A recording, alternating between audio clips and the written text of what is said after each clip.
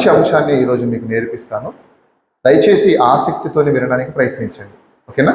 ఏదో వచ్చాము, కూర్చున్నాము, ఏదో చెప్పాడు, ఏదో పాటలు వేసాము, చూసాము, బైబిల్ అక్కడ చూపించాడు, చదివాము, అయిపోయింది, వెళ్ళిపోయాము ఇంటికి అన్నట్లు కాకుండా వచ్చిన దానికి ప్రతిఫలాన్ని మీరు పొందుకోవాలి. అంతే కదండి. వచ్చి మీరు కూర్చొని చక్కగా దేవుని మాటలు నేర్చుకుంటే మీ ఆత్మ రక్షించబడుతుంది. ఓకేనా? మీ ఆత్మను కాపాడుకోవడానికే ఈ యొక్క ప్రయత్నం. కాబట్టి శ్రద్ధగా వినడానికి ప్రయత్నించండి. మరి ఈరోజు ప్రత్యేకంగా మీకు ఇచ్చిన అంశము 7 ఏండ్ల శ్రమలు. చాలా జాగ్రత్తగా రాసుకోవడానికి ప్రయత్నించండి. 7 ఏండ్ల శ్రమలు. ప్రియమైన దేవుని పిల్లారా, క్రైస్తవాన్ని మనం ఒకసారి పరిశీలించినప్పుడు, క్రైస్తవాన్ని మనం ఒకసారి తొంగి చూసినప్పుడు మనము క్రైస్తవులమే. కానీ తోటి క్రైస్తవాన్ని మనం ఒకసారి పరిశీలించినప్పుడు కొన్ని విషయాల్లో వాళ్ళు ఎలా ఉన్నారంటే మనకి విరుద్ధంగా ఉన్నట్లు కనిపిస్తుంటుంది. మనకంటే బైబిల్కి విరుద్ధంగా ఉన్నట్లు మనకి కనిపిస్తుంటాయి అన్నమాట. కాబట్టి ఈ 7 ఏండ్ల శ్రమల ఈ పాఠాన్ని నేర్పించడం వెనుక ఉద్దేశం ఏంటంటే, ఎన్నో అంశాలు ప్రతి వారం చెప్తున్నాను. మీరు వింటున్న ప్రతి అంశము చాలా కొత్తగా మీకు అనిపిస్తుంటుంది విన్నప్పుడల్లా. అరే నిజంగా చిన్నప్పటి నుంచి మేము ఎన్నో ప్రసంగాలు వింటున్నాం కదా, ఇక్కడ వచ్చినప్పుడు ఆ ప్రసంగాలకి కొంచెం విరుద్ధంగా కనపడ్డట్లు మనకి అనిపిస్తుంటుంది. ఓకేనా? దేన్ని బట్టి? వాక్యాన్ని బట్టి. అంటే నా సొంత మాటల్ని బట్టి కాదు, వాక్యాన్ని బట్టి దాని అర్థం, దాని భావం మనకి అర్థమవుతుంది అనమాట. ఈరోజు మరి మనము ఒక ప్రత్యేకమైన అంశాన్ని, ఒక భయంకరమైన అంశాన్ని మనం నేర్చుకోబోతున్నాం. కాబట్టి చాలా జాగ్రత్తగా వినడానికి ప్రయత్నించండి. శ్రమలు అనగానే మనందరికీ తెలుసు, కొత్తేం కాదు. శ్రమలు అనగానే ప్రతి ఒక్కరి జీవితంలో ఉన్న శ్రమలే. శ్రమ అంటే అదే, శ్రమలు అనగానే మనందరికీ తెలుసు. మనకు 7 ఏండ్ల శ్రమలు ఉన్నాయని, అది ఎప్పుడు ఉన్నాయంటే 7 ఏండ్ల శ్రమలు యేసుక్రీస్తు 2వ రాకడలో 7 ఏండ్ల శ్రమలు మనకి కలగబోతున్నాయని కొంతమంది బోధకులు దీని విషయంలో చాలా తీవ్రంగా మాట్లాడి కొన్ని అంశాలు, అంటే కొన్ని రెఫరెన్సులని ఆధారం చేసుకొని మాట్లాడడం జరిగింది. మరి ఈ సందర్భం అందరికీ అంటే అందరికి కాదంట. అంటే ఈ 7 ఏళ్ళు శ్రమలు పడేది అందరికీ వస్తుంది. 7 ఏళ్ళ శ్రమ అంటే అందరికీ కాదంట, కొంతమందికే ఈ శ్రమలు ఉంటాయంట. ఓకేనా? అందరూ కొంచెం ధైర్యంగా కూర్చొని బైబుల్ నేర్చుకుంటున్నామని ఆసక్తితోని, శ్రద్ధతోని, భయంతోని వినడానికి ప్రయత్నించండి. ఓకేనా? ఈ ఉన్న మాటలు, అంటే నేను చెప్పుతున్న మాటలు అలా ఉన్నాయా లేదో ఒకసారి పరిశీలిస్తుండండి మీరు చెప్తున్నప్పుడు. అంతే తప్ప మీరు ఏదో వినేస్తున్నాం, చెవులోకి వెళ్ళిపోతున్నది ఆలోచించకండి. చెవులోకి వెళ్ళినది మీ హృదయాలకు తడుతుందో లేదో చూడాలి. అంటే మీ హృదయం దాన్ని అంగీకరిస్తుందో లేదో మీరు పరిశీలించాలి. కాబట్టి మీరు ఆలోచించండి. చాలామంది ఆలోచన ఎలా ఉందంటే, క్రైస్తవం అనగానే ఒక సాఫీగా జరిగిపోయేది, ఒక ఆనందంగా జరిగిపోయేది అని అనుకుంటున్నారు. క్రైస్తవం అనగానే ఏ బాధలు, ఏ కష్టాలు, ఏ ఇబ్బందులు లేకుండా జీవితకాలం అంతా ఒక పానుపు పరుపు మీద పడుకొని లేసినట్లు ఉంటుంది అని అనుకుంటున్నారు. కానీ కాదండి, మనం పొరపాటు పడ్డాం ఈ విషయంలో. క్రైస్తవం అంటే ఎలా ఉంటుందో ఈరోజు ఈ పాఠం ద్వారా మనం నేర్చుకుంటాం. ఓకేనా? కొంచెం ముందుకు వెళ్తే ప్రియమైన దేవుని పిల్లలారా, అనుకోవడం వేరే, వాస్తవం వేరే.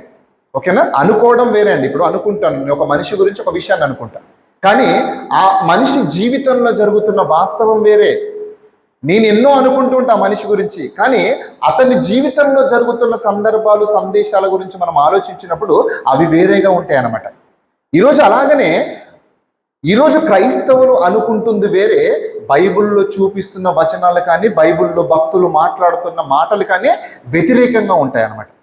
ఈరోజు మనం చూడబోయే పాఠం కూడా అదేనమాట. కాబట్టి మనము వాక్య ప్రకారంగా జీవించని నాడు, ఓకేనా, వాక్య ప్రకారంగా బ్రతకని నాడు ఈ బైబిల్ పట్టుకొని సమాజంలో తిరగవలసిన అవసరం లేదు మనకి. ఒక క్రైస్తవులుగా మనం బ్రతుకుతున్నామంటే 26 పుస్తకాలు కలిగిన గ్రంథం మనం పట్టుకొని వెళ్తున్నామంటే ప్రతి ఒక్కదానికి సమాధానం మన దగ్గర ఉండాలి. ఎవరు ఏది అడిగినా కూడా చెప్పగలిగిన సామర్థ్యం మన దగ్గర ఉండాలి. అలా లేని నాడు నువ్వు క్రైస్తవుడిగా పిలువబడడానికి అర్హత లేనివాడుగా ఉంటావు. కాబట్టి ప్రతి ఒక్క విషయం మనం నేర్చుకోగలాలి. ఓకేనా? ఇక 7 ఏండ్ల శ్రమల దగ్గరకు వచ్చినప్పుడు ఈ 7 ఏండ్ల శ్రమలు ఎవరికి వస్తాయంటే, పరిశుద్ధులు ఉన్నారు కదండి, ఈ పరిశుద్ధులని ఫస్ట్ ఎత్తబడతాడంటే యేసుక్రీస్తు 2వ రాకడలో. యేసుక్రీస్తు 2వ రాకడలో వచ్చినప్పుడు భూమి మీద దేవుని కొరకు బ్రతికిన పరిశుద్ధులని ఫస్ట్ ఎత్తుకొని వెళ్ళిపోతాడంట. ఓకేనా? వీరికి ఈ 7 సంవత్సరాలు మధ్యాకాశంలో విందు ఉంటుందంట. ఓకేనా? ఈ విందు జరుగుతున్న ఈ కాలంలో ఈ 7 సంవత్సరాల్లో 4 గుంపులని దేవుడు భూమి మీద వదిలిపెడతాడంట. చాలా జాగ్రత్తగా వినండి. 4 గుంపులను వదిలిపెడతాడంట. ఈ 4 గుంపులలో మొదటి గుంపు ఏది తెలుసా అండి? మొదటి గుంపు ఏదంటే దేవుణ్ణి నమ్మని వారు ఎవరైతే ఉన్నారో వారిని ఏమంటారండి? నాస్తికులు. ఈ నాస్తికులు ఎప్పుడు దేవుణ్ణి నమ్మరు. దేవుడు అంటే వారికి నమ్మకం ఉండదు. దేవుడి మీద వారికి ఆసక్తి ఉండదు అనమాట. దేవుడు ఉంటే చూపెట్టండి, దేవుడు ఉంటే ఇప్పుడు మాకు బహిళపరచు, నిజంగా దేవుడు ఉంటే అన్ని చేస్తాడని ఇలాంటి మాటలు నాస్తికులు మాట్లాడుతూ ఉంటారు. ఓకేనా? ఈ మొదటి గుంపులో ఉన్నవారు ఎవరంటే దేవుణ్ణి నమ్మని వారు, నాస్తికులైన వీరందరినీ కూడా ఈ మొదటి గుంపులో ఉంటారంట. ఈ 7 సంవత్సరాలు వీళ్ళకి శ్రమలంటే ఇక్కడ. ఇకపోతే రెండవ గుంపుగా ఎవరు ఉన్నారంటే ఇజ్రాయేలు. అదేంటి ఇజ్రాయేల్ గురించి దేవుడు నిజంగా ఎంత కీలకమైన విషయం తీసుకుంటారంటే పాఠం మొత్తంలో ముందుకెళ్తున్నప్పుడు మీకు వివరిస్తాను. చాలా అద్భుతంగా ఉంటుంది. రెండో గుంపులో ఇజ్రాయేల్ని వదిలిపెడతారంట. ఇక మూడో గుంపు మనం చూసుకుంటే మూడో గుంపులో ఎవరు ఉంటారు తెలుసా అండి? అన్యులు. అన్యులుగా బ్రతుకుతున్న వారు ఎవరైతే ఉంటారో వారిని మూడో గుంపుగా దేవుడు భూమి మీద వదిలిపెడతారంట. ఇక ఆఖరిగా 4వ గుంపు ఎవరంటే నామకార్థ క్రైస్తవులు. ఈ 4 గుంపుల వారిని యేసుక్రీస్తు 2వ రాకడలో భూమి మీద వదిలిపెడితే భూమి మీద వీళ్ళకి భయంకరమైన శ్రమలు వస్తాయంట. ఈ శ్రమలలోకి వెళ్ళి, ఈ కష్టాలలోకి వెళ్ళి, బాధల్లోకి వెళ్ళి బయటికి వచ్చిన వారే ఈ 7 ఏళ్ల శ్రమను అనుభవించి వస్తారంట దేవుడి రాజ్యానికి. ఓకేనా? ఇది వాస్తవం. దీన్ని వీళ్ళు మాట్లాడడానికి మెయిన్ కారణం అంటే మెయిన్ ఉద్దేశము ఏంటిదని మనం ఆలోచిస్తే దేన్ని బట్టి వీరు మాట్లాడుతున్నారంటే మనం ఒక్కసారి బైబిల్ గ్రంథంలోకి వెళ్ళి దాని గురించి మనం ఆలోచించినప్పుడైతే ప్రకటన గ్రంథం చూడండి మొదటిగా. ఓకేనా? ప్రకటన గ్రంథము 7వ అధ్యాయము, ప్రకటన గ్రంథము 7వ అధ్యాయము 13వ వచనము, 13వ వచనము. యోహాను గారు పరిశుద్ధాత్మ వసుడునై అక్కడ ఆయన పలుకుతున్న మాటలు అన్నమాట. ప్రకటన గ్రంథము 7వ అధ్యాయము చూడండి 13వ వచనం 7:13 చదవండి. పెద్దలలో ఒకడు తెల్లని వస్త్రములను ధరించుకొని ఉన్న వీరెవరు అని అడుగుతున్నాడు అనమాట. అంటే యోహాను గారిని అడుగుతున్నారు అనమాట. పెద్దలలో ఒకడు తెల్లని వస్త్రములు ధరించుకొని ఉన్న వీరెవరు, ఎక్కడి నుండి వచ్చారని నన్ను అడిగాను. అంటే యోహాను గారిని అడిగారంట. ఓకేనా? అడిగినప్పుడు యోహాను గారు ఏం సమాధానం ఇస్తారంటే, అందుకు నేను అయ్యా నీకే తెలియననగా యోహాను గారు ఏమంటున్నంటే ఒక విషయాన్ని అడుగుతున్నారు ఇక్కడ. అడిగినప్పుడు యోహాను గారు నాకు తెలియదండి, నాకేం తెలుసు, నేను భూమి మీద బ్రతుకుతున్న వాడిని కాబట్టి నాకు తెలియదు దీని సంగతి, మీకే తెలియనని ఇక్కడ చెప్తున్నాడు. అదే చెప్తున్నాడు కదా. పెద్దలలో ఒకడు ఏమంటున్నాడు? తెల్లని వస్త్రములు ధరించుకొని ఉన్న వీరెవరు, ఎక్కడి నుండి వచ్చిరని నన్ను అడిగాను. అందుకు నేను అయ్యా నీకే తెలియనగా అతడు ఇలాగ నాతో చెప్పెను, వీరు మహాశ్రమల నుండి వచ్చిన వారు అంటున్నారు అన్నమాట. ఓకేనా? ఈ వచనాన్ని తీసుకున్నారు ఫస్ట్ మొదటిగా. అంటే మహాశ్రమల నుంచి కొంతమంది వస్తున్నారు. ఆ వచ్చేవారే ఈ 4 గుంపుల్లో ఉన్న వాళ్ళు మహాశ్రమలు అనుభవించి యేసుక్రీస్తు 2వ రాకడలో 7 సంవత్సరాలు శ్రమలు అనుభవించిన తర్వాత దేవుని రాజ్యానికి తీసుకెళ్తారని ఈ ప్రస్తావన తీసుకొచ్చారు. ఇంకొక వచనం మనం చూసినట్లయితే మత్తయి సువార్త. ఓకేనా? మత్తయి సువార్త అంటే వారు పొరపాటు పడుతున్న వచనాలను మీకు చూపిస్తున్నా. మత్తయి సువార్త 24వ అధ్యాయము, 24వ అధ్యాయము, మత్తయి సువార్త 24వ అధ్యాయము 15వ వచనం చూడండి ఒకసారి. 15వ వచనం, 24వ అధ్యాయము 15వ వచనం చదవండి. కాబట్టి ప్రవక్త అయిన దానియేలు ద్వారా చెప్పబడిన నాశనకరమైన ఏ వస్తువు పరిశుద్ధ స్థలమందు నిలుచుట మీరు చూడగానే చదువువాడు గ్రహింపును గాక. చూడండి, యూదయలో ఉన్నవారు కొండలకు పారిపోవలను, మిద్దె మీద ఉన్నవాడు తన ఇంటిలో నుండి ఏదైనాను తీసుకొని పోవుటకు దిగకూడదు, పొలములో ఉండువాడు తన బట్టలు తీసుకొని పోవుటకు ఇంటికి రాకూడదు. అయ్యా, ఆ దినములలో గర్భిణీలకును పాలిచ్చు వారికి శ్రమ, అప్పుడు మహాశ్రమ కలుగును అంటున్నాడు అనమాట. చూసారా? ఇక్కడ మహాశ్రమ కలుగును అంటున్నాడు కదా. ఇప్పుడు ప్రకటన గ్రంథములో వచనము, ఇక్కడ ఇప్పుడు మత్తయి సువార్తలు ఈ వచనాన్ని తీసుకుంటే కలుగును అని ఉంది కదండి, అంటే జరుగుతుంది అని ఉంది కదా. ఈ జరుగుతున్న ఈ విషయాన్ని వీళ్ళు ఎలా అర్థం చేసుకున్నారంటే, రాబోయే తరంలో, రాబోయే కాలంలో కొంతమంది మహాశ్రమల నుంచి వస్తారు, అది వేరే కాలానికి చెందిందని ఈరోజు క్రైస్తవులు చాలామంది ఒక తప్పుగా ఆలోచిస్తున్నారు ఈ విషయంలో. ఇప్పుడు ఈ 2 వచనాల మీద మనం ఆలోచించినప్పుడు ఏం జరుగుతుందంటే, ప్రకటన గ్రంథంలో యోహాను గారు చెప్తుంది, ఇటు మత్తయి సువార్తలో యేసుక్రీస్తు వారు చెబుతున్న విషయం ఏంటంటే, మహాశ్రమల నుంచి కొంతమంది వస్తారు, వారే భవిష్యత్తు కాలానికి చెందిన వారని చెప్తున్నారు అన్నమాట. అంటే భవిష్యత్తు కాలంలో వారు మహాశ్రమల నుంచి వస్తారని మనకు ఒక విషయాన్ని తెలియపరుస్తున్నారు. ఈ 2 మాటలు భవిష్యత్తులో జరగబోయేవి, ప్రస్తుత కాలంలో జరిగేవి కావని అనుకుంటున్నారు నేటి బోధకులు. ఓకేనండి. ఈ 2 సందర్భాలు ఎప్పుడంటే భవిష్యత్తు కాలంలో జరిగేటివి, ఇప్పుడు జరిగేటివి కావని ఈరోజు బోధకులు అనుకుంటున్నారు. ఇది నా మాట కాదండి, నా నోటి నుంచి మాట్లాడుతున్న మాట కాదు. సింపుల్గా ఒక 2-3 వీడియో క్లిప్స్ చూపిస్తే చూడండి. దాని గురించి సంబంధించి 7 ఏళ్ల శ్రమల గురించి ఒక అయ్యగారు, పాస్టర్ గారు మాట్లాడారు.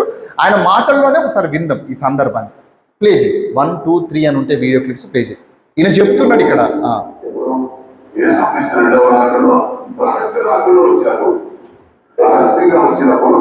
స్టాప్ చేయండి. యేసుక్రీస్తు 2వ రాకడలో రహస్యంగా వస్తారంట.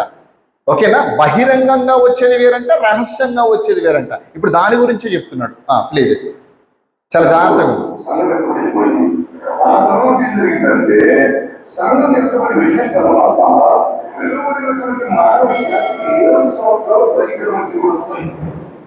భయంకరమైన శ్రమ వస్తాయి.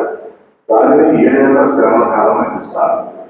ఎవరైతే ఎంతమందిలో, ఎవరైతే ఆ సమయాన్ని దేవుని నమ్ముకోలేదో, ఎవరైతే ఇంకా రక్షించబడకుండా నాస్తికులుగా ఉంటున్నారో, లేదా నమ్మకత్వ క్రైస్తవులుగా అన్యులుగా ఉంటున్నారో, 2 మనసులతో ఉంటున్నారో, ఇంకా బాప్తిస్మం తీసుకోకుండా ఉదయం గట్టిని ఉంచుకుంటూ ఉంటున్నారో, పరిశుద్ధత లేకుండా పాపంలో చిరవాక్యంతో చిరస్నేహాలను జీవిస్తున్నారో, వాళ్ళంతే విడిచిపెట్టమంటారు. వెలువడిన తర్వాత 7 సంవత్సరాలు భయంకరమైన తెగులు వచ్చి మనుషులు చనిపోతారు, తెచ్చిపోతారు. జస్ట్ ఇది అంటే ఫుల్ వీడియోలోకి వెళ్ళి ఒక 3 వీడియో క్లిప్స్ తీసాను ఈయన. ఓకేనా. 7 ఏళ్ల శ్రమల గురించి మాట్లాడిన అయ్యగారు ఈయన చెప్తున్నాడు అనమాట. ఇప్పుడు చూపించిన సందర్భము, మత్తయి సువార్తలో మాట్లాడిన ఈ సందర్భం అంతా ఇతను మాట్లాడింది అనమాట. నెక్స్ట్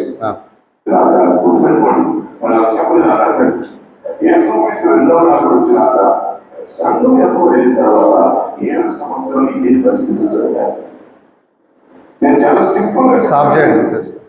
యేసుక్రీస్తు 2వ రాకడ తర్వాత సంఘం ఎత్తబడుతుందంట. సంఘం ఎత్తబడిన తర్వాత 7 ఏళ్ళు శ్రమలు ఉంటాయంట. ఓకేనా. సంఘం ఎత్తబడిన తర్వాత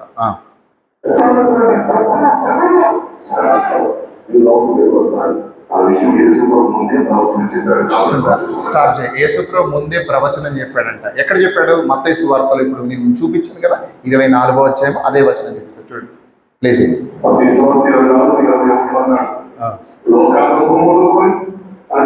ఇప్పటి వరకు దయచేసి అర్థం చేసుకోండి. ఏదో సూపర్ చెప్తున్నాను.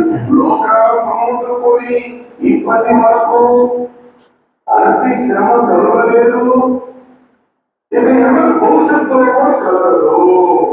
అంత గొప్ప శ్రమ 7 సంవత్సరాలు రాబోతుందండి. 7 సంవత్సరాలు మానవ జన్మలో చాలా మంది నాశనం అయిపోతారు. ప్రతి ఇంట్లో కొన్ని సవాలు, ప్రతి ఊళ్ళో సవాలు. స్టాప్ చేయండి. జస్ట్ మీకు అవేర్నెస్ కోసం చూపించాను, తెలుసుకోవాలి మీరు. ఎందుకంటే నా సొంతగా మాట్లాడాను అనుకుంటున్నాను. తర్వాత చాలామందికి తెలియదు ఈ విషయాలు. కానీ క్రైస్తవ సమాజంలో ఇలాంటి బోధలు చాలా ఉన్నాయి. ఎన్నో విషయాలు నేను చెప్తున్నాను ప్రతి వారం. ఓకేనా. ఇప్పుడు శ్రమలు వస్తాయి అంటున్నారు అనమాట. 7 ఏళ్ళు శ్రమలు వస్తాయంట. మరి ఈరోజు జీవిస్తున్న మనందరి పరిస్థితి గురించి మనం ఆలోచిస్తే దీని గురించి ఏం మాట్లాడతారు అండి? మనందరము యేసుక్రీస్తు వారు మన కొరకు సిలువలో మరణించాడు కదా, కాబట్టి మనకి అంటే క్రైస్తవులుగా మనకి ఏ శ్రమలు లేవని ఇప్పుడు ఉన్న కాలంలో మనకు కృపాకాలం అని చెప్తున్నారు. ఓకేనా. ఇక మనకి ఏ శ్రమలు లేవు.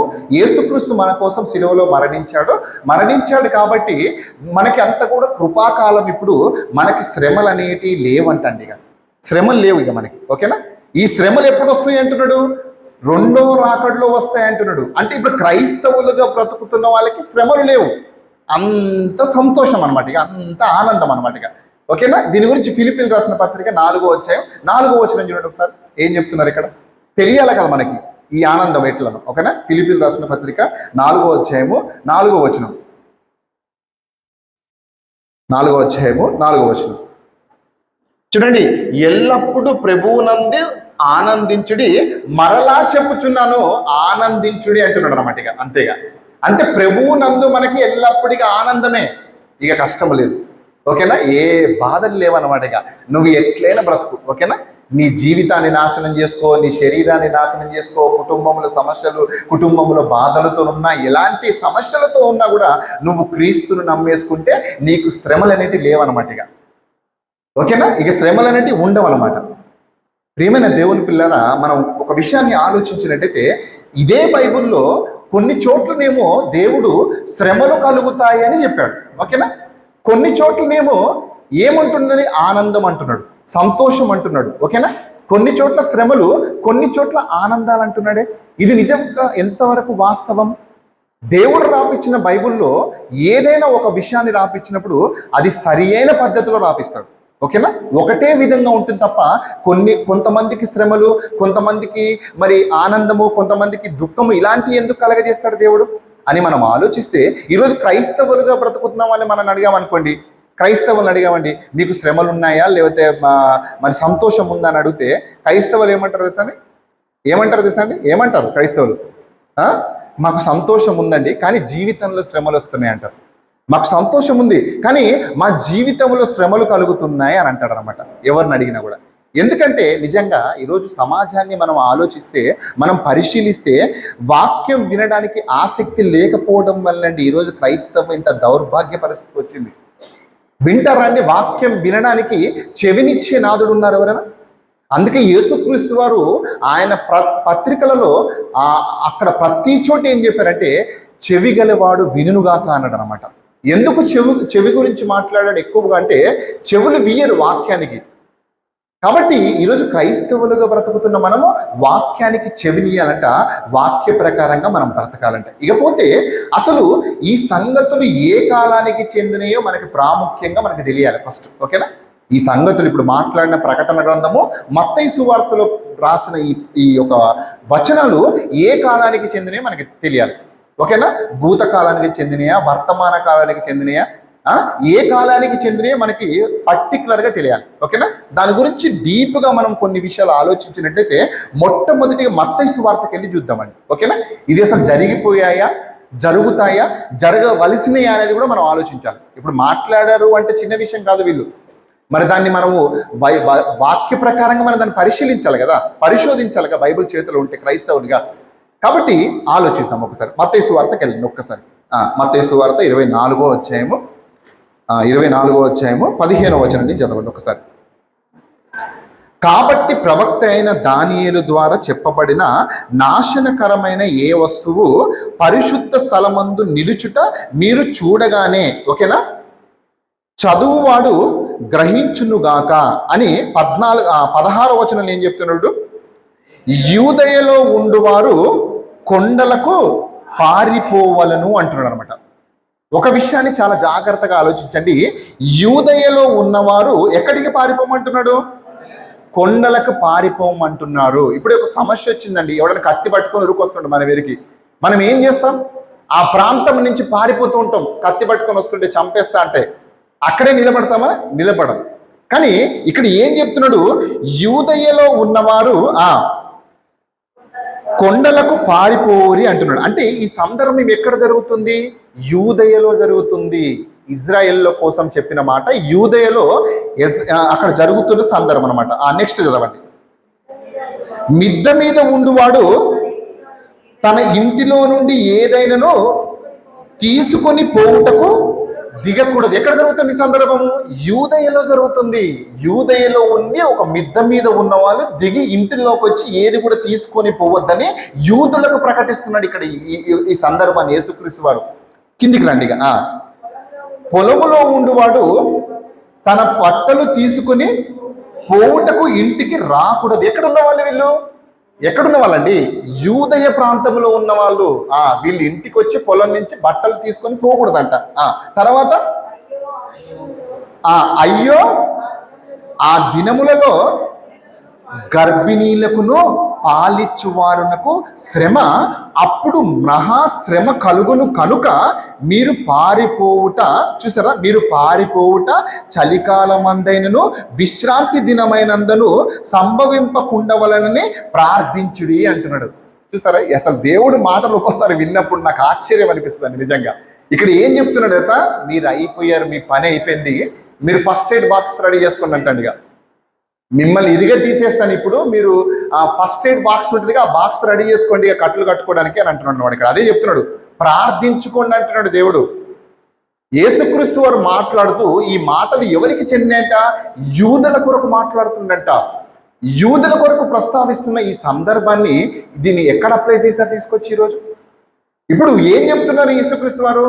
చలికాలం అందైనను చలికాలం ఎందుకని అంటున్నాడు? చలికాలం ఎందుకు చెప్తున్నాడు అంటే, చలికాలం ఏం జరుగుతుంది తెలుసా అండి? చలికాలం దెబ్బ తగిలిందనుకో భయంకరంగా ఉంటుంది తెలుసా. చలికాలం దెబ్బలు తగిలితే మనం తట్టుకోలేమండి. చలికాలము ప్రయాణానికి కూడా చాలా ఇబ్బంది. ఇప్పుడు ఈ కాలంలో మనకు అన్ని ఫెసిలిటీస్ ఉన్నాయి, ఆ కాలంలో ఏం లేవు. భయంకరమైన అడవులలో ప్రాంతాలలో వెళ్ళిపోతుంటే ఎట్లుంటుంది తెలుసా చలి? ఎముకలు విరిగిపోతాయి అంటే, అంత భయంకరమైన చలి ఉంటుందంట. అంటే యేసుక్రీస్తు వారు ముందే చెబుతుండనమాట, ఇది మీకు ఈ శ్రమ ఎప్పుడు రావద్దంట? చలికాలం అందైనను విశ్రాంతి దినమందైనను రాకుండా చూసుకున్నాడని ప్రార్థించుకోండి అంటే, మీరు ప్రార్థన చేయండి, ఇక మీ పని అయిపోయిందని అంటున్నాడు అనమాట. ఎవరిని? యూదులని అంటున్నాడు అనమాట. ఓకేనా? విశ్రాంతి దినమందును ఎందుకు అంటున్నాడు?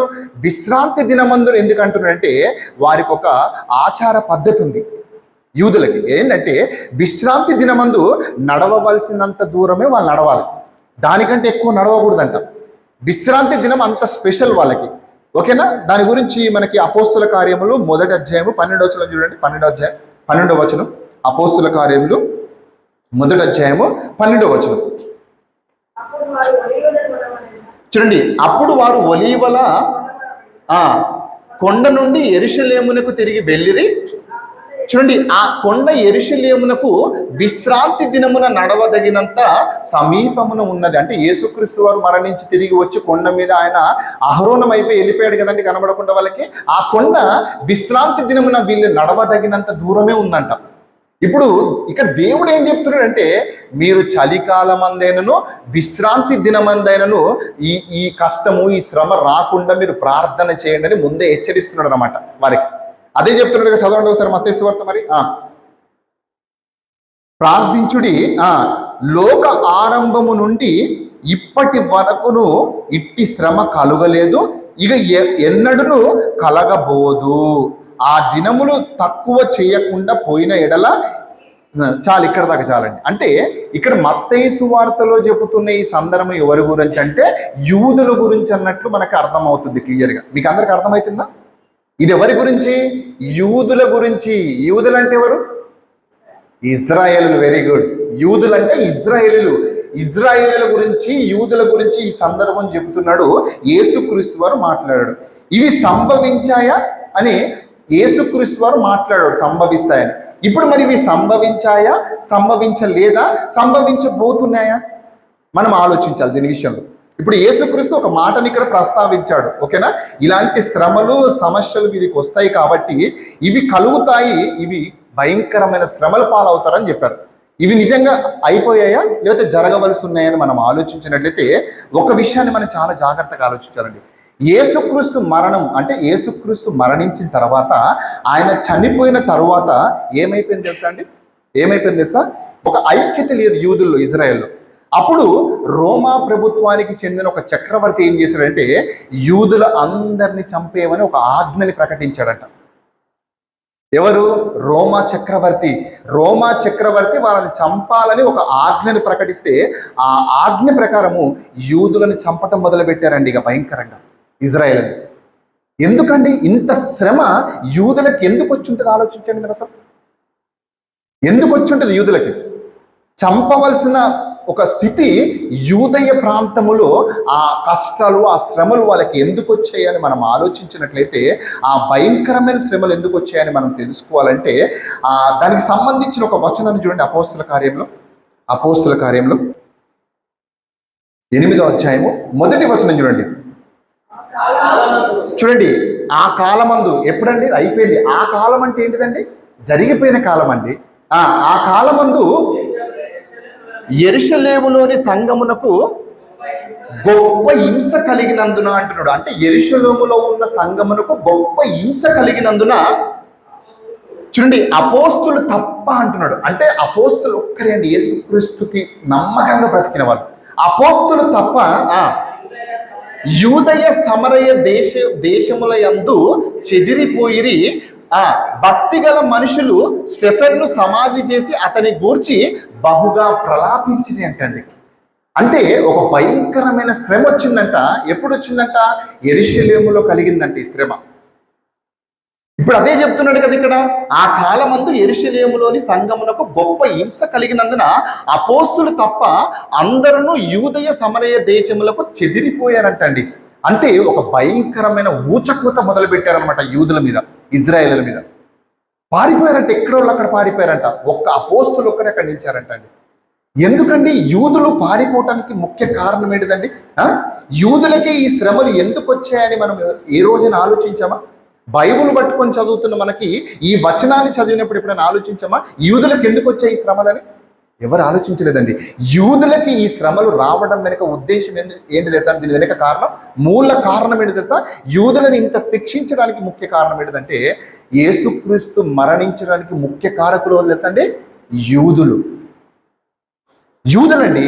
ఆ రోజు యేసుక్రీస్తు వారిని తీసుకువెళ్ళి పట్టించి చేసింది అంత వెనకుండి నడిపించిందే ఇజ్రాయేలీలు తెలుసా అండి? యూదులు అక్కడుండి అక్కడ ఆ రాజును వేడుకుంటున్నారు. అవసరం లేదండి, మాకు ఆయనను ఉరివేయండి, సిలువ వేసేయండి యేసుక్రీస్తు వారిని, ఇక మీ మాట వినమండి, మాకు ఆ దొంగని విడిచిపెట్టి యేసుక్రీస్తుని అప్పచెప్పేసింది అనమాట అక్కడ. అంటే ఏం చేశారండి యేసుక్రీస్తు వారు? పాపం ఏం చేశారని ఆయన సిలువ వేయమని యూదులు ఇట్లా చేశారండి. కాబట్టి ఈ శ్రమలంతా రావడానికి కారణం ఏంటంటే, యూదులు యేసుక్రీస్తు వారి మరణానికి ముఖ్య కారకులయ్యారంట. అందుకనే యేసుక్రీస్తు చనిపోయిన తదునంతరము యూదులకు భయంకరమైన శ్రమలు వచ్చేసాయంటండి. ఎక్కడికి వెళ్తే అక్కడికి యూదులకి అసలు కఠినమైన శ్రమలు. ఆ రాజ్యము వీళ్ళని వెంటాడి చంపేసిందంటండి. చరిత్ర మనం ఒకసారి వెనక్కి వెళ్తే మనకు అర్థమవుతుంది. చూడండి, ఒకసారి చూద్దాం చూడండి. తెస్సలోనికీయులకు రాసిన పత్రిక. యేసును చంపిన తరువాత ప్రపంచవ్యాప్తంగా భయంకరమైన శ్రమలు యూదులకు వచ్చాయంట, ఇజ్రాయేలులకు తెలుసా? తెస్సలోనికీయులకు రాసిన మొదటి పత్రిక 2వ అధ్యాయం 15వ వచనం చూడండి. 2వ అధ్యాయము 15వ వచనం చూడండి. ఇక్కడ చూడు ఏం చెప్తున్నారు. ఆ యూదులు తమ పాపములను ఎల్లప్పుడూ సంపూర్తి చేయుటకై, అంటే తమ పాపములను ఒప్పుకోవట్లేదు. వీళ్ళు పాపంలో మునిగిపోయారు. పాపంలోకి వెళ్ళి బయటికి రాకుండా దాని నుంచి ఏం చేస్తున్నారు? తప్పించుకోకుండా అక్కడ ఏం ప్రవర్తిస్తున్నారు అండి వాళ్ళ ఆలోచన. సంపూర్తి చేయుటకై ప్రభువైన యేసును ప్రవర్తకులను చంపి మమ్మును హింసించి అంటున్నాడు. చూసావా? అంటే యూదులు ఎలాంటి వాళ్ళు తెలుసా అండి? వాక్యం చెప్తే వినే రకం కాదంట. నిజాన్ని బోధిస్తే వినే మనుషులు కాదంట అండి ఇజ్రాయేల్ యూదులు. అంత భయంకరులు అంటండి. యేసుక్రీస్తుని చంపారు, అపోస్తులను చంపారు, ఎంతో మంది భక్తులని భయంకరంగా చంపారండి యూదులు తెలుసా. అందుకని ఈ మత్తయి సువార్త 24వ అధ్యాయంలో చూస్తున్న ఈ సందర్భము యూదుల గురించి రాపిచ్చిండు, ఇజ్రాయేలుల గురించి. అంతే తప్ప 7 ఏళ్ల శ్రమలు సంభవించే సందర్భం కాదు ఇది. యూదుల కొరకు రాపిచ్చిన సందర్భం ఇది. ఓకేనా? కాబట్టి ఇప్పుడు ఈ యూదులు ఎలాంటి వారు తెలుసా అంటే, ఒక భయంకరమైన కఠినులండి. ఈరోజు ప్రపంచ క్రైస్తవులమైన చెప్పుకుంటున్న మనము ఏం చెప్పుకుంటున్నాం తెలుసా అండి? క్రైస్తవులందరూ మేము ఇజ్రాయేల్ అంటారు తెలుసా అండి? మీరు విన్నారు ఎక్కడైనా ఈ బోధనలు? ఎక్కడైనా చర్చిలు లేనారా? మేము ఇజ్రాయేల్ అండి, ఇజ్రాయేల్కి సపోర్ట్ చేస్తాం అంటున్నారు. దేవుడు ఏమంటున్నాడు ఇక్కడ? ఇజ్రాయేల్ని అసలు విడిచిపెట్టను అంటున్నాడు దేవుడు. కానీ మనోళ్ళు ఇజ్రాయేల్ అనుకుంటే, ఇజ్రాయేల్ అంటే ఎవరు? యూదులు అంటే ఎవరు? ఇజ్రాయేల్లే. ఒకటే కానీ 2 పేర్లు. యూదులన్నా ఇజ్రాయేలే, ఇజ్రాయేల్ అన్నా యూదులే. కానీ మన క్రైస్తవులు ఏమనుకుంటున్నారు అంటే ఇజ్రాయేలులో మేము అనుకుంటున్నారు. ఇజ్రాయెల్ జాతికి చెందిన వాళ్ళు మేము క్రైస్తవులం కాబట్టి మేము ఇజ్రాయేలులమని చెప్పుకుంటున్నారు, కానీ ఇజ్రాయేలులు యూదులని ఈరోజు క్రైస్తవ సమాజానికి తెలియట్లేదండి. ఓకేనా? దాని గురించి ఇంకా కొంచెం ఒక శాపము, అంటే యేసుక్రీస్తు యూదులకు ఇచ్చిన శాపం మనం ఒకసారి ఆలోచించినట్లయితే మత్తయి సువార్త చూడండి ఒకసారి. ఎలాంటి శాపం ఇచ్చాడు చూడండి యూదులకి. 23వ అధ్యాయము 33వ వచనం నుంచి చదవండి ఒకసారి. 34 నుంచి చదవండి. లేకపోతే 33 చూడండి. 33 చూడండి ఒకసారి. చూడండి, సర్పములారా అంటున్నారండి. సర్పములారా అంట. సర్ప సంతానం అంటున్నారు. అదేంటిది? దేవుని సంతానం కదండి ఇజ్రాయేలు. మరి సర్పములారా అని ఎందుకు అంటున్నాడు ఇక్కడ? సర్పములారా, సర్ప సంతానం అంటున్నాడు. అంటే దేవునికి పుట్టిన పిల్లలు ఎలా మారిపోయారంట? సర్ప సంతానంగా మారిపోయారంట.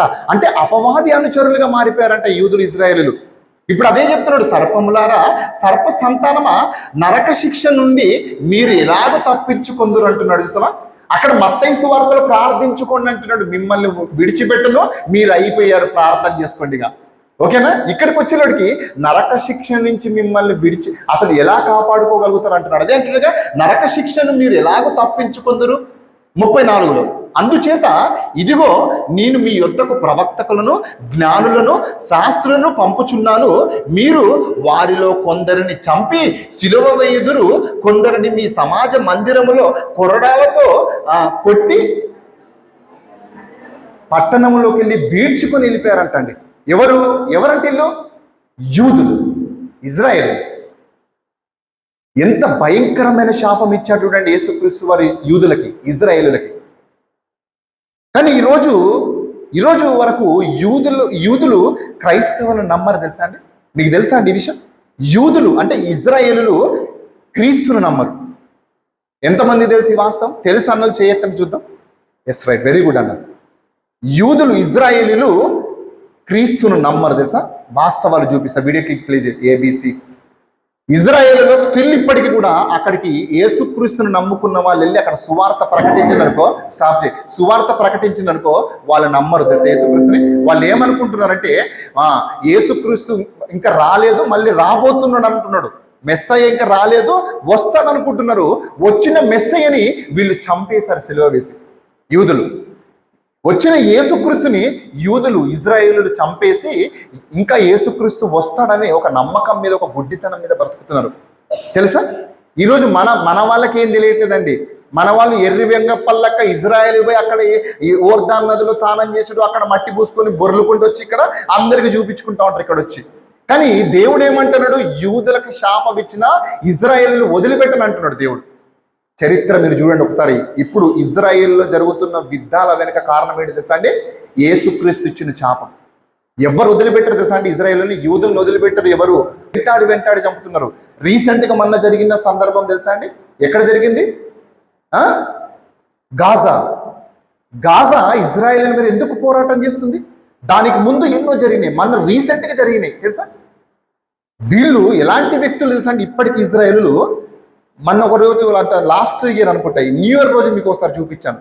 వీళ్ళందరూ ఊరు బయట ఎక్కడో టెంట్లు వేసుకొని అక్కడ ఒక మ్యూజికల్ నైట్ పెట్టి ఎంజాయ్ చేస్తున్నారు ఇజ్రాయేల్ అందరూ, యూదులందరూ. అది ఏ రోజు తెలుసా అండి? సిద్ధపరచు దినము, శుక్రవారం. తెల్లారితే వాళ్ళకి ఏంటిదంట? విశ్రాంతి దినం అండి. అంటే శుక్రవారం వీళ్ళు సిద్ధపరిచే దినం అంటే ఏ దేవుడి కొరకు వీళ్ళు సిద్ధపాటు కలిగి ఉండాలి. కానీ వీళ్ళు అక్కడికి పోయి వ్యభిచరిస్తూ, తాగుతూ, తందనాలు వేస్తూ అలాంటి కార్యక్రమాల్లో వీళ్ళుంటే గాజా వల్ల అప్పుడు ఇక్కడ అలాగా ఏంటంటే పారాషూట్లలో దిగి AK-47తో అందరికి వేసేసిందంట ఒక్కొక్కరిని. ఎందుకు వెంటాడుతుంది ఇజ్రాయెల్ని ఈ శిక్ష? అంటే యేసుక్రీస్తు వారిని పట్టించిన భయంకరులు వీళ్ళు, యూదులు, ఇజ్రాయేలులు. కానీ ఈనాటి సమాజానికి తెలియట్లేదండి. క్రైస్తవులకి అర్థం కావట్లేదు. అక్కడికి పోయి అక్కడ వ్యాపారం జరుగుతుందండి. తెలుసా? ఇజ్రాయేల్లో యేసుక్రీస్తుని పెట్టుకొని వ్యాపారం చేస్తున్న తప్ప యేసుక్రీస్తుని నమ్మరు ఇజ్రాయేల్. చూడండి, వీడియో క్లిప్ ప్లే చేస్తా. ఈ వాస్తవాలు చూడండి. ఒక అతను సువార్త ప్రకటిస్తున్నాడు. అక్కడ ప్రకటిస్తున్న ఈ యూదుడు ఎంత ఎటకారం చేస్తున్నాడు చూడండి. యేసుక్రీస్తుని ఉంటేరా దిగి వచ్చి ఇక్కడ ఇప్పుడు ఇది అది అని మరి అవమానపరుస్తున్నాడు. ఇది ఇజ్రాయెల్లో జరిగిన సందర్భం. ప్లే చేయి.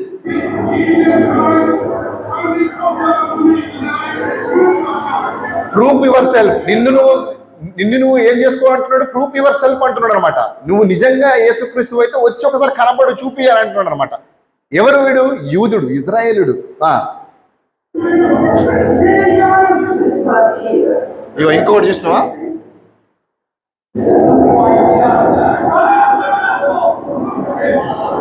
లూసిఫర్ అంటున్నాడు. నేనే లూసిఫర్ని, నేనే సాతాని, నువ్వెక్కడున్నావు ఇంకా యేసుక్రీస్తు అంటాడు ఆయన వచ్చి. చూడండి ఎంత అవమానకరంగా ఇజ్రాయెల్లో జరుగుతుంది. భారతదేశంలో అంటే వేరే విషయం అండి, క్రీస్తు గురించి తెలియదు కాబట్టి పాప అన్నిల పాలు తెలియక భయంకరంగా మాట్లాడుతున్నారు యేసు అంటే ఎవరో తెలియక.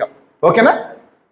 పోయినప్పుడు వాళ్ళు మనల్ని కొట్టడము, తిట్టడము, మన ఎంబడపడడం, బైబిల్ చింపేయడం ఇలాంటివి జరుగుతున్నాయి. కానీ క్రీస్తు పుట్టిన దేశం అండి యూదయ దేశము. యేసుక్రీస్తుని అక్కడ పుట్టి పెరిగిన దేశంలో వాళ్ళు నమ్మట్లేరంటే చూడండి యేసుక్రీస్తుని ఎంత భయంకరము. Please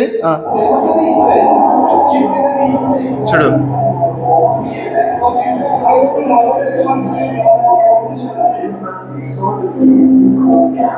I believe this is the worst blasphemy I've ever seen.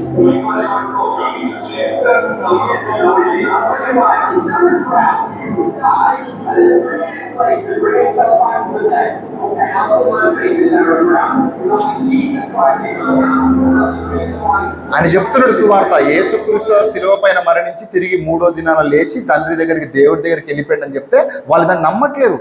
పిచ్చి పట్టిందిరా నీకు, ఏం పట్టిందిరా నీకు, ఇంకా యేసుక్రీస్తు రాలే, ఇంకా వస్తాడు ఇప్పుడు అని అంటారు అన్నమాట వాళ్ళు. అలాంటి వాళ్ళు. నెక్స్ట్ ప్లేజ్ ఆపండి ఒక నిమిషం. చూసారు యూదులు అండి, యూదులు ఎలా ఉంటారు తెలుసా, వాళ్ళ స్టైల్ డిఫరెంట్గా ఉంటుంది. వాళ్ళ స్టైల్ సూట్లు గిట్లు వేసుకొని టోపీలు పెట్టుకుని ఉంటారు అన్నమాట యూదులు. బాగా పొగరు వాళ్ళకి, యూదులకి తెలుసా.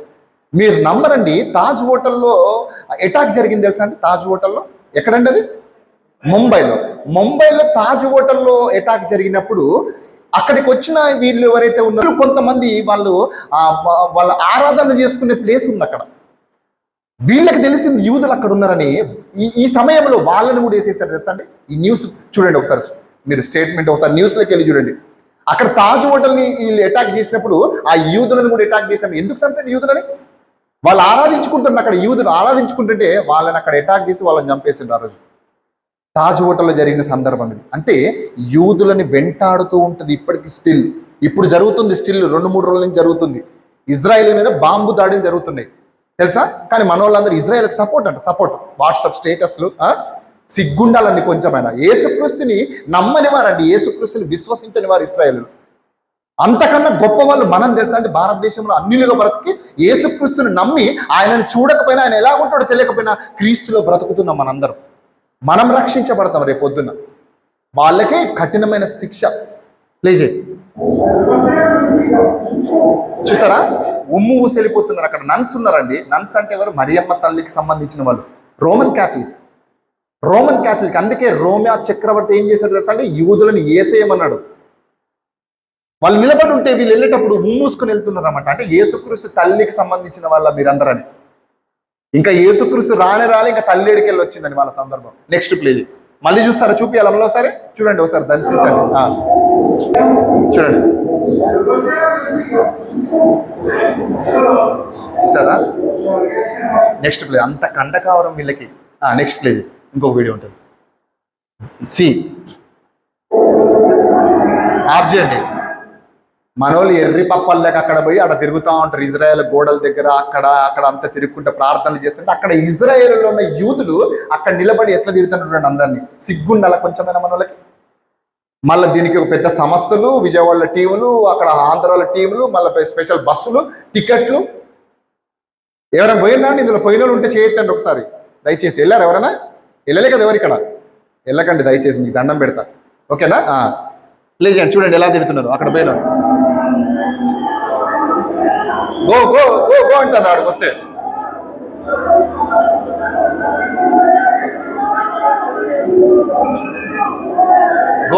గో హోమ్ అంటారు. ఇది మా దేశం, మీరు వెళ్ళిపోండి, ఇక్కడికి ఎందుకు వచ్చారు మీరు? ఈ ఆరాధించుకునే ప్లేస్ మాది, ఇది మీది కాదు. మీరు ఎందుకు వస్తే ఆరాధిస్తున్నారు ఇక్కడ?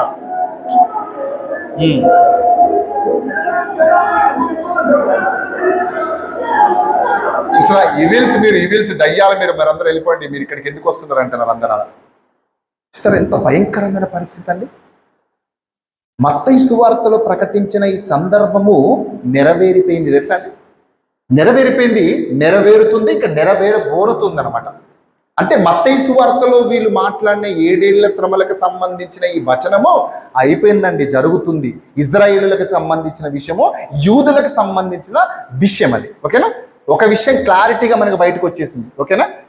ఈ చదివిన వచనం ఏదైతే ఉందో అది 7 ఏళ్ల శ్రమలకు సంబంధించింది కాదు, యూదయలో ఉన్న యూదులకు సంబంధించింది, ఇజ్రాయేలులకు సంబంధించింది. ఓకేనా? ఒక విషయం బయటకు వచ్చింది. నెక్స్ట్ ప్రకటన గ్రంథంకి వెళ్దాం ఒకసారి. అక్కడ మాట్లాడుతున్న సందర్భం చూద్దాం ఒకసారి. ప్రకటన గ్రంథము 7వ అధ్యాయము 13వ వచనం. చాలా జాగ్రత్త గ్రంథంలో చెప్పబడిన వచనాన్ని చూద్దాం. పెద్దలలో ఒకడు తెల్లని వస్త్రములు ధరించుకొని ఉన్న వీరెవరని నన్ను ఎక్కడ నుండి వచ్చారని నన్ను అడిగాను. వీళ్ళు ఎక్కడి నుంచి వచ్చింది తెల్లని వస్త్రాలు వేసుకొని అని యోహాన్ని అడుగుతున్నారు. ఓకేనా? అడుగుతుంటే అందుకు నేను, అయ్యా నీకే తెలియను గాక అతడు ఇలాగూ నాతో చెప్పెనను. చూడండి, వీరు మహాశ్రమల నుంచి వచ్చిన వారు గొర్రెపిల్ల రక్తములో తమ వస్త్రములను ఉదుగుకొని వాటిని తెలుపు చేసుకొని అంటున్నారు అన్నమాట. చాలా జాగ్రత్తగా ఆలోచించండి. ఏమంటున్నారు ఇక్కడ? గొర్రెపిల్ల రక్తములో తమ వస్త్రములను ఉదుక్కొని వాటిని తెలుపు చేసుకునిరి. ఏమండి, మన చొక్కాని రక్తములో ముంచి తీస్తే ఎలా ఉంటుంది? ఎర్రగా ఉంటుంది కదా. రక్తములో మన చొక్కాని ముంచి తీసినామండి, తెల్ల చొక్కాని, ఎలా అయింది? ఎర్రగా అయింది. మరి ఇక్కడ ఈ సందర్భం ఎందుకు ఇలా మాట్లాడుతున్నారు ప్రకటన గ్రంథంలో యోహాను గారు? ఏం చెప్తున్నారు? గొర్రెపిల్ల రక్తములో తమ వస్త్రములు ఉదుకుకొని వాటిని తెలుపు చేసుకొనిరంట. ఎవరు వీళ్ళు? గొర్రెపిల్ల రక్తములో వారి వస్త్రములను ఉతుక్కొని తెలుపు చేసుకున్న వారు ఎవరు అని మనకు తెలియాలి ఇప్పుడు. అని మనం ఆలోచించినట్లయితే ఎవరు వీళ్ళని మనం ఆలోచిస్తే 1 కొరింథీయుల పత్రికలో 1వ అధ్యాయం చూడండి ఒకసారి. కొరింథీయులు రాసిన మొదటి పత్రిక అంటే రక్తములో ముంచుకొని తెల్లబడిన వారు ఎవరు అని మనం ఒకసారి ఆలోచించినట్లయితే కొరింథీయులు రాసిన మొదటి పత్రిక 1వ అధ్యాయము మొదటి నుంచి చదవండి. 1వ అధ్యాయం నుంచి చూడండి. దేవుని చిత్తము వలన యేసుక్రీస్తు యొక్క అపోస్తులుడుగాను నుండుటకు పిలువబడిన పౌలును సహోదరుడైన సొస్తనేసును కొరింథీయులలో ఉన్న దేవుని సంఘమునకు, అనగా క్రీస్తు యేసునందు పరిశుద్ధపరచబడిన వారే పరిశుద్ధులుగా ఉండుటకు పిలువబడిన వారికి అంటున్నాడు అనమాట. ఇప్పుడు మీకు ఒక క్లారిటీ రావాలి. వీళ్ళు ఎవరంటే బాప్తీసం ద్వారా కడగబడిన వారు. వీళ్ళు పరిశుద్ధపరచబడటం అంటే ఏంటిదండి? ఎప్పుడు పరిశుద్ధపరుస్తాం మనం? భయంకరమైన స్థితిలో ఉన్న మన జీవితము ఎక్కడికి వచ్చినాక మారింది? ఎప్పుడు పరిశుద్ధులైన? క్రైస్తవములోకి వచ్చినాక బాప్తీసం ద్వారా మనం పరిశుద్ధులుగా మారాం. బాప్తీసం తీసుకోగానే మనము పరిశుద్ధత అనేది మనలోకి వచ్చేసింది. ఇప్పుడు అదే చెప్తున్నాడు. ఇప్పుడు కొరింథీలో ఉన్న సంఘం గురించి మాట్లాడుతూ కొంతమంది ఉన్నారంట పరిశుద్ధులుగా పిలువబడిన వాళ్ళు బాప్తీసము ద్వారా, అంటే బాప్తీసంలోకి వెళ్ళినాక నీ పాప రోత జీవితాన్ని కడిగేస్తాం. ఓకేనా? కడిగేస్తామంటే ఇప్పుడు నల్లగా ఉన్నవాడి తెల్లగా ఇప్పుడు కాదు. ఓకేనా? నల్లగా ఉన్న బట్టలు తెల్లగా ఇప్పుడు కాదు. నీ జీవితం, నీ ఆత్మీయ ఎదుగుదల జీవితం ఏదైతుందో అది మార్చేసుకుంటాం అన్నాడు బాప్తీసం ద్వారా. అప్పుడు అంటే బాప్తీసం తీసుకోవడం అంటే ఏం జరిగింది? యేసుక్రీస్తు నీ కొరకు సిలువలో మరణించాడు, రక్తము చిందించాడు. ఆ రక్తం ద్వారా మనకు విముక్తి కలిగి మనం కడగబడుకొని బయటకు వచ్చామన్నమాట. ఇప్పుడు అర్థమైంది కదండి? ఈ అంటే గొర్రెపిల్ల రక్తం ద్వారా కడగబడిన వారు ఎవరు అంటే క్రైస్తవులు అని తెలిసింది ఇక్కడ. ఓకేనా? మరి ఈ క్రైస్తవులు మరి ఎందుకు రక్తములో కడగబడి వచ్చారు? రక్తములో కడగబడిన అవసరం ఏమొచ్చిందని మనం కొంచెం డీప్గా మనం ఆలోచిస్తే వీరందరూ ఎవరు అనంటే చనిపోయిన ఆత్మలు, పరదేశంలో ఉన్న ఆత్మలు వీళ్ళంతా. ఈ ప్రకటన గ్రంథం 7వ అధ్యాయం 13 నుంచి జరుగుతున్న ఈ సందర్భం అంతా చనిపోయిన నీతిమంతులు ఎవరైతే ఉన్నారో యేసుక్రీస్తుని నమ్మి బాప్తీసం తీసుకొని రక్తములో వీళ్ళు కడుగుకొని తెలుపు చేసుకున్న వారు శ్రమలు అనుభవించి, కష్టాలు అనుభవించి, దేవుని కొరకు బ్రతికి తిరిగి ఆ పరదేశంలో ఎదురు చూస్తున్న వారు వీరందరూ. ఇది ఆ సందర్భం అండి. దీన్ని ఎక్కడ కనెక్ట్ చేశారు? ఎంత అద్భుతంగా చెప్తారు తెలుసండి ఆ ప్రసంగం. పూర్తి మెసేజ్ వింటే మీరు కూడా మారిపోవాలి. అంటే అపవాది చేసి ఆ కార్యక్రమాలు అద్భుతంగా అనిపిస్తాయి మనకు విన్నప్పుడు. అరే నిజమే కదా అనిపిస్తుంది. 2 సంవత్సరాల నుంచి నీ ఇక్కడ సువార్త ప్రకటిస్తున్న నన్ను నమ్మరు, ఇప్పటికీ నమ్మరు తెసండి నన్ను. ఎందుకంటే ఏందో డిఫరెంట్గా అనిపిస్తుంటే చెప్పే మాటలు, కానీ నేను వాస్తవాలు నిజాలు చూపిస్తుంటా ప్రతి వారం ఇక్కడ. ఎంత విచిత్రంగా ఉన్నాయండి కొన్ని వచనాలు మనం చదివినప్పుడు. వీరందరూ ఎక్కడ ఉన్నారంటే పరదేశికి ఎవరు వెళ్తారు? అసలు పరదేశికి వెళ్ళేవారు ఎవరని మనకు తెలుస్తుంది బైబిల్. చెప్పండి, పరదేశికి వెళ్ళే వాళ్ళు ఎవరండి? పరిశుద్ధులు. అంటే పరిశుద్ధులు అంటే దేవుని కొరకు శ్రమపడి, కష్టపడి, బాధలు పడి, ఎన్నో హింసలు పొంది వారు మరణాన్ని కూడా ఇది చేయాలంటాడు. మరి చనిపోయిన వారందరూ కూడా ఎక్కడున్నారంట? పరదేశంలో ఉన్నారు. అంటే పరదేశికి వెళ్ళాలంటే శ్రమల నుంచి నువ్వు వెళ్ళాలి అక్కడికి, పరదేశికి. అంటే సుఖవంతమైన జీవితంతో నువ్వు పరదేశికి వెళ్ళవు, సంతోషమైన జీవితంతో నువ్వు పరలోకానికి వెళ్ళవు. నీ జీవితం అంతా కన్నీరుమయంలాగా మారిపోతేనే తప్ప నువ్వు అక్కడికి వెళ్ళవని చెప్తున్నారన్నమాట. ఇప్పుడు వీళ్ళు క్రైస్తవులేండి, అక్కడికి వెళ్ళిన వాళ్ళు క్రైస్తవులే, ఓకేనా? ఇప్పుడు బతుకుతున్న మనము కూడా క్రైస్తవులుగా ఉన్నాం, ఓకేనా? వాళ్ళకి మనకి తేడా ఏంటిదండి? వాళ్ళు బ్రతికి యేసుక్రీస్తు గురించి జీవించి చనిపోయి మరణించి పరదేశికి వెళ్ళిపోయారు, కానీ మనం ఇంకా భూమి మీదనే ఉన్నాం అనమాట. కానీ వీరి గురించి ఒక అద్భుతమైన మాట, ఒక అద్భుతమైన విషయాన్ని ఇక్కడ రాపిస్తున్నారు. ఆ విషయాన్ని ఒక్కసారి చూద్దామండి. ఎందుకు వెళ్ళారు, ఓకేనా? ఒక్కసారి చూద్దాం. వీళ్ళు వెళ్ళడానికి వెనుక రీజన్ ఏంటి? ఇప్పుడు పరదేశికి వెళ్ళిపోయారంటే దాని వెనుక ఒక కారణం ఉంటుందండి. అందరు వెళ్ళారు కదండి, అందరు వెళ్ళే అవకాశం లేదు. వీళ్ళు ఒక్కరే వెళ్ళారంటే ఎందుకు వెళ్ళి ఉంటారు వీళ్ళు పరదేశికి? అబ్రహాం రొమ్మున ఆనుకోవడానికి వీళ్ళందరూ ఎందుకు వెళ్ళిపోయారని మనం ఆలోచించినట్లయితే అక్కడ అపోస్తుల కార్యము 6వ అధ్యాయం చూడండి ఒకసారి. 6వ అధ్యాయము ఇక్కడ చెప్తున్నారు ఆ వెళ్ళిన వారు ఎవరు. 6వ అధ్యాయము 8వ వచనం చూడండి ఒకసారి. చూడండి, స్టెఫెను కృపతోనూ బలముతోనూ నిండిన వాడే ప్రజల మధ్యన మహత్కార్యములు గొప్ప సూచక్రియలు చేయించుండను. అంటే స్టెఫెన్ ఏం చేస్తున్నాడంటే అక్కడ సువార్త ప్రకటిస్తున్నాడు, ఓకేనా? యూదయలో ఉన్న వారికి, ఇజ్రాయేలులకు సువార్త ప్రకటిస్తున్నప్పుడు ఈ సందర్భాన్ని మనకి ఇక్కడ చూపిస్తున్నాడు అపోస్తలుడైన పౌలు గారు. 12వ వచనం చూడండి ఒకసారి. 12వ వచనం, 12వ వచనం, అందులోనే 12వ వచనం కిందికి పోని. ప్రజలను, పెద్దలను, శాస్త్రులను అతని మీదికి ఏం చేశారంట? అతని మీదికి వచ్చారంట అండి. ప్రజలు, పెద్దలు అందరూ స్టిఫెన్ మీదకి వచ్చి ఏం చేశారంట? స్టిఫెన్ని అతన్ని పట్టుకొని మహాసభ యొద్దకు తీసుకొని పోయి అబద్ధ సాక్ష్యమును నిలువబెట్టిరి. వారి మనుషుడు ఎప్పుడును ఈ పరిశుద్ధ స్థలమునకును మన ధర్మశాస్త్రమునకును విరోధంగా ఉన్నాడని అంటున్నారంట అండి. చూడండి స్టిఫెన్ గురించి. స్టిఫెన్ ఎలాంటి వాడండి? ఆయన చరిత్ర వింటే మీరు భయపడతారు తెలుసా అండి. అలాంటి వ్యక్తి మీద తప్పుడు సాక్ష్యం పెట్టించి, తప్పుడు మాటలు చిత్రీకరించి పెద్దల మధ్యకి, అందరి మధ్యకి తీసుకుపోయి ఒక తప్పుడు సాక్ష్యం చెప్పి ఈయన ధర్మశాస్త్రానికి వ్యతిరేకంగా బోధ చేస్తున్నాడని చెప్పారనమాట. ఇప్పుడు చూడండి ఎన్నో అధ్యాయము, 7వ అధ్యాయం 54వ వచనం చూడండి అక్కడ ఏం జరుగుతుందో. 7వ అధ్యాయము 54వ వచనం చూడండి. 7వ అధ్యాయము 54వ వచనం. వారు మాటలు విని, చూడండి, కోపముతో మండిపడి అతన్ని చూచి పండ్లు కొరికిరి. చూసారా? స్టిఫెన్ మాట్లాడుతున్నాడండి. మాట్లాడుతున్నప్పుడు వీళ్ళు ఆ మాటలు విని భయంకరంగా కోపపడి మండుకొని పళ్ళు కొరుకుతుండ్రి. అయితే అతడు పరిశుద్ధాత్మతో నిండుకొనిన వాడే ఆకాశం వైపు తేరి చూచి దేవుని మహిమను, యేసు దేవుడి కురిపార్శ్వమున నిలిచి ఉండుట చూచి ఆకాశము తెరవబడటయో మనుష్య కుమారుడు దేవుడి కురిపార్శ్వమందు నిలిచి ఉండుటయో చూచుచున్నానని చెప్పాడంటండి వాళ్ళతో. అంతే చెప్పగానే అక్కడ ఉన్న వాళ్ళందరూ ఏం చేశారు తెలుసా అండి? పాపం బండలతో కొట్టారంటండి భయంకరంగా. ప్రియమైన దేవుని పిల్లరా, మీకు ఒక విషయం చెప్పాలండి. ఒక్క గుద్దు ఇట్లా ముక్కు మీద గుర్తుని ఎలా ఉంటుందండి? మనకి ఆలోచించండి అసలు. ఒక ముక్కు ఇట్లా చిన్నగా ఇట్లా ముక్కు మీద గుర్తు ఎలా ఉంటుంది? ఒక బండతోని కొడితే ఎలా ఉంటుందండి ముక్కు మీద? అలాంటి ఎన్ని బండలు తగిలితే స్టీఫెన్ చచ్చిపోయినాడు? ఆలోచించండి ఒకసారి. ఎన్ని బండలతో కొడితే స్టీఫెన్ మరణించి ఉంటాడండి? ఆలోచించండి ఒక్కసారి.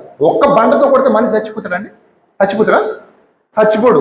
కొన్ని వందల రౌతులతో కొట్టాలా. ఒకటి చెవుకు తగలొచ్చు, ఒకటి పంటికి తగలొచ్చు, ఒకటి చెస్ట్ మీద తగలొచ్చు, ఒకటి తలకు తగలొచ్చు. ఎక్కడ పడితే అక్కడ కొట్టి చంపినట్టండి. ఎందుకు చంపినండి స్టీఫెన్ని? ఏం తప్పు చేశాడని చంపారు?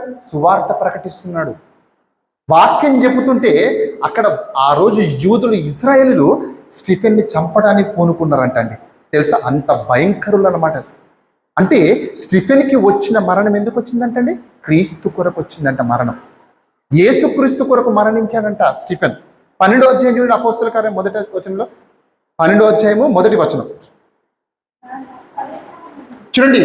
దాదాపు అదే కాలమందు చూడండి, రాజైన హేరోదు సంఘపు వారిలో కొందరిని బాధ పెట్టుటకు బలాత్కారముగా పట్టుకొని యోహాను సహోదరుడైన యాకోబును ఖడ్గముతో చంపించినట్టండి.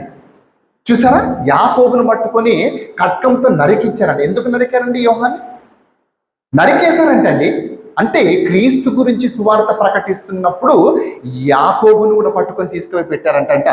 ఇది యూదులకు, చూడండి, ఇది యూదులకు ఇష్టమైన కార్యమని తెలుసుకొని పేతురును కూడా పట్టుకొని ఆ దినములు పులియని రొట్టెల పండుగ దినములు అతన్ని పట్టుకొని చెరసాలలో వేయించి పస్కా పండగైన పిమ్మట ప్రజల యొద్దకు అతను తేవలనని ఉద్దేశించినట్టండి. చూసారా ఎంత భయంకరం అంటే, యూదులండి వాళ్ళకి ఇష్టమైన కార్యం అంటేది. అంటే ఒకరిని చంపటము, వాక్యం ప్రకటిస్తుంటే, సువార్త ప్రకటిస్తుంటే వాడిని పట్టుకొని హింసించడము, దేవుని ప్రవక్తకులను, దేవుని భక్తులని, ఈ భూమి మీదకి వచ్చిన ప్రతి ఒక్కరిని హింసించి చంపడం అనేది యూదుల ఆచారం అంటండి. వాళ్ళకి ఇష్టమైన కార్యం అంట. ఇకపోతే మన పౌలు హీరో ఉన్నాడండి. ఈ హీరో ఎలాంటి వాడు తెలుసా? పౌలు గారు చూడండి, ఆయన ఎలాంటి వాడు 9వ అధ్యాయంలో, అందులోనే అపోస్తుల కాలం 9వ అధ్యాయం చూడండి, మొదటి వచనంలో ఆయన ఎలాంటి వాడు చూపిస్తున్నాడు ఇక్కడ పౌలు గారు. చూడండి, సౌలు ఇంకను ప్రభువు యొక్క శిశువులను బెదిరించుటయును హత్య చేయుటకును తనకు ప్రాణాధారమైనట్లు. చూసారా, అంటే ప్రాణాధారమైనట్టు అంటే ఆయనకు ఒక పద్ధతి కాదు. ప్రాణాధారం అంటే ఒక మనిషిని చంపినాక ఆహా ప్రశాంతంగా ఉంటుందంట ఆయనకి, పౌలికి. ఈరోజు క్రీస్తును ప్రకటిస్తున్న వాడిని కొట్టి తీసుకుపోయి చంపేసి పడేసిన అనగానే వాడికి హాయిగా ఉంటుందంట. అప్పుడు అన్నం తింటాడంట, కళ్ళన్నీ చల్లబడతాయంట. అలాంటి వ్యక్తులు ఈ రోజు కూడా ఉన్నారండి. క్రీస్తును అవమానపరచడంలో, క్రీస్తును హేళన చేయడంలో ఈరోజు ఇలాంటి ప్రజలు ఉన్నారు లోకంలో. వాళ్ళకి ప్రాణాధారం ఇదే పట్టుకుంటున్నామండి, ఇదే పెట్టుకొని దీని గురించి పొద్దున్న లేస్తే సాయంత్రం వరకు క్రీస్తు గురించి మాట్లాడటమే. ఒక శివశక్తి అనే ఒక సమస్య ఉంది వీళ్ళకి. ప్రాణాధారం పొద్దున్న లేస్తే టిఫిన్ కూడా చేయరు వీళ్ళు. క్రీస్తు గురించి అవమానకరంగా మాట్లాడటమే, మరియ గురించి అవమానకరంగా మాట్లాడటమే, అన్ని ఎత్తి చూపించి అవమానించడం ఒక్కటే తెచ్చుకున్నారంట ఈరోజు. ఎక్కడి నుంచి వచ్చింది ఈ జాడ్యం? ఎక్కడి నుంచి నేర్చుకున్నారు ఈ విషయాలంటే యూదుల నుంచి నేర్చుకున్నారు, ఇజ్రాయేల్ నుంచి. ఈ ప్రకటన గ్రంథంలో చెబుతున్న ఈ సందర్భం ఎవరి గురించి అంటే మరణించి వెళ్ళిపోయిన వారి గురించి అంటే అక్కడ ప్రస్తావిస్తున్నది. 6వ అధ్యాయంలో చూడండి ఏం చేస్తున్నాడు ఇక్కడ పౌలు గారు. ఆలోచన, స్టిఫెన్ని చంపినాక ఆయన సమ్మతిస్తున్నాడంటండి ఆ మరణాన్ని, ఒప్పుకుంటున్నాడంట. మంచిగా అయింది, భలేగైందని, మంచి పని చేశారంటున్నాడంట పౌలు. 6లోని ప్రభువా చూడండి స్టిఫెన్ ఎలా అంటాడో, అంతగానో బండలతో కొట్టినాక కూడా ప్రాణం పోయేటప్పుడు మోకాళ్ళని ప్రార్థన చేస్తున్నాడంట. వారి మీద పాపము మోపకుమని గొప్ప శబ్దముతో పలికెను. ఈ మాట పలికి నిద్రించెను. సౌలు అతన్ని చావునకు సమ్మతించెను. అబ్బా మంచి జరిగిందని అంటున్నాడు. సౌలుగా ఉన్న వ్యక్తి పౌలుగా మారాడు తర్వాత. ఓకేనా? మారకముందు ఎంత భయంకరుడో చూడండి. యూదులలో ఉన్న వ్యక్తిని కూడా.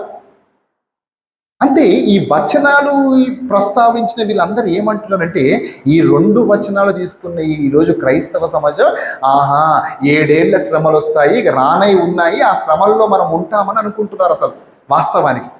కానీ 7 ఏళ్ల శ్రమల గురించి కాదంటే దేవుని గురించి బ్రతికేవారు ఎవరున్నారండి ఈ రోజుల్లో? ఎవరైనా ఉన్నారండి? దేవుని బాధని అసలు కన్నారా చూసిన వాళ్ళు ఎవరు ఉన్నారా? పట్టించుకునేవారు ఎవరు ఉన్నారా? మన బాధ కోసం మనమే సస్తున్నామండి.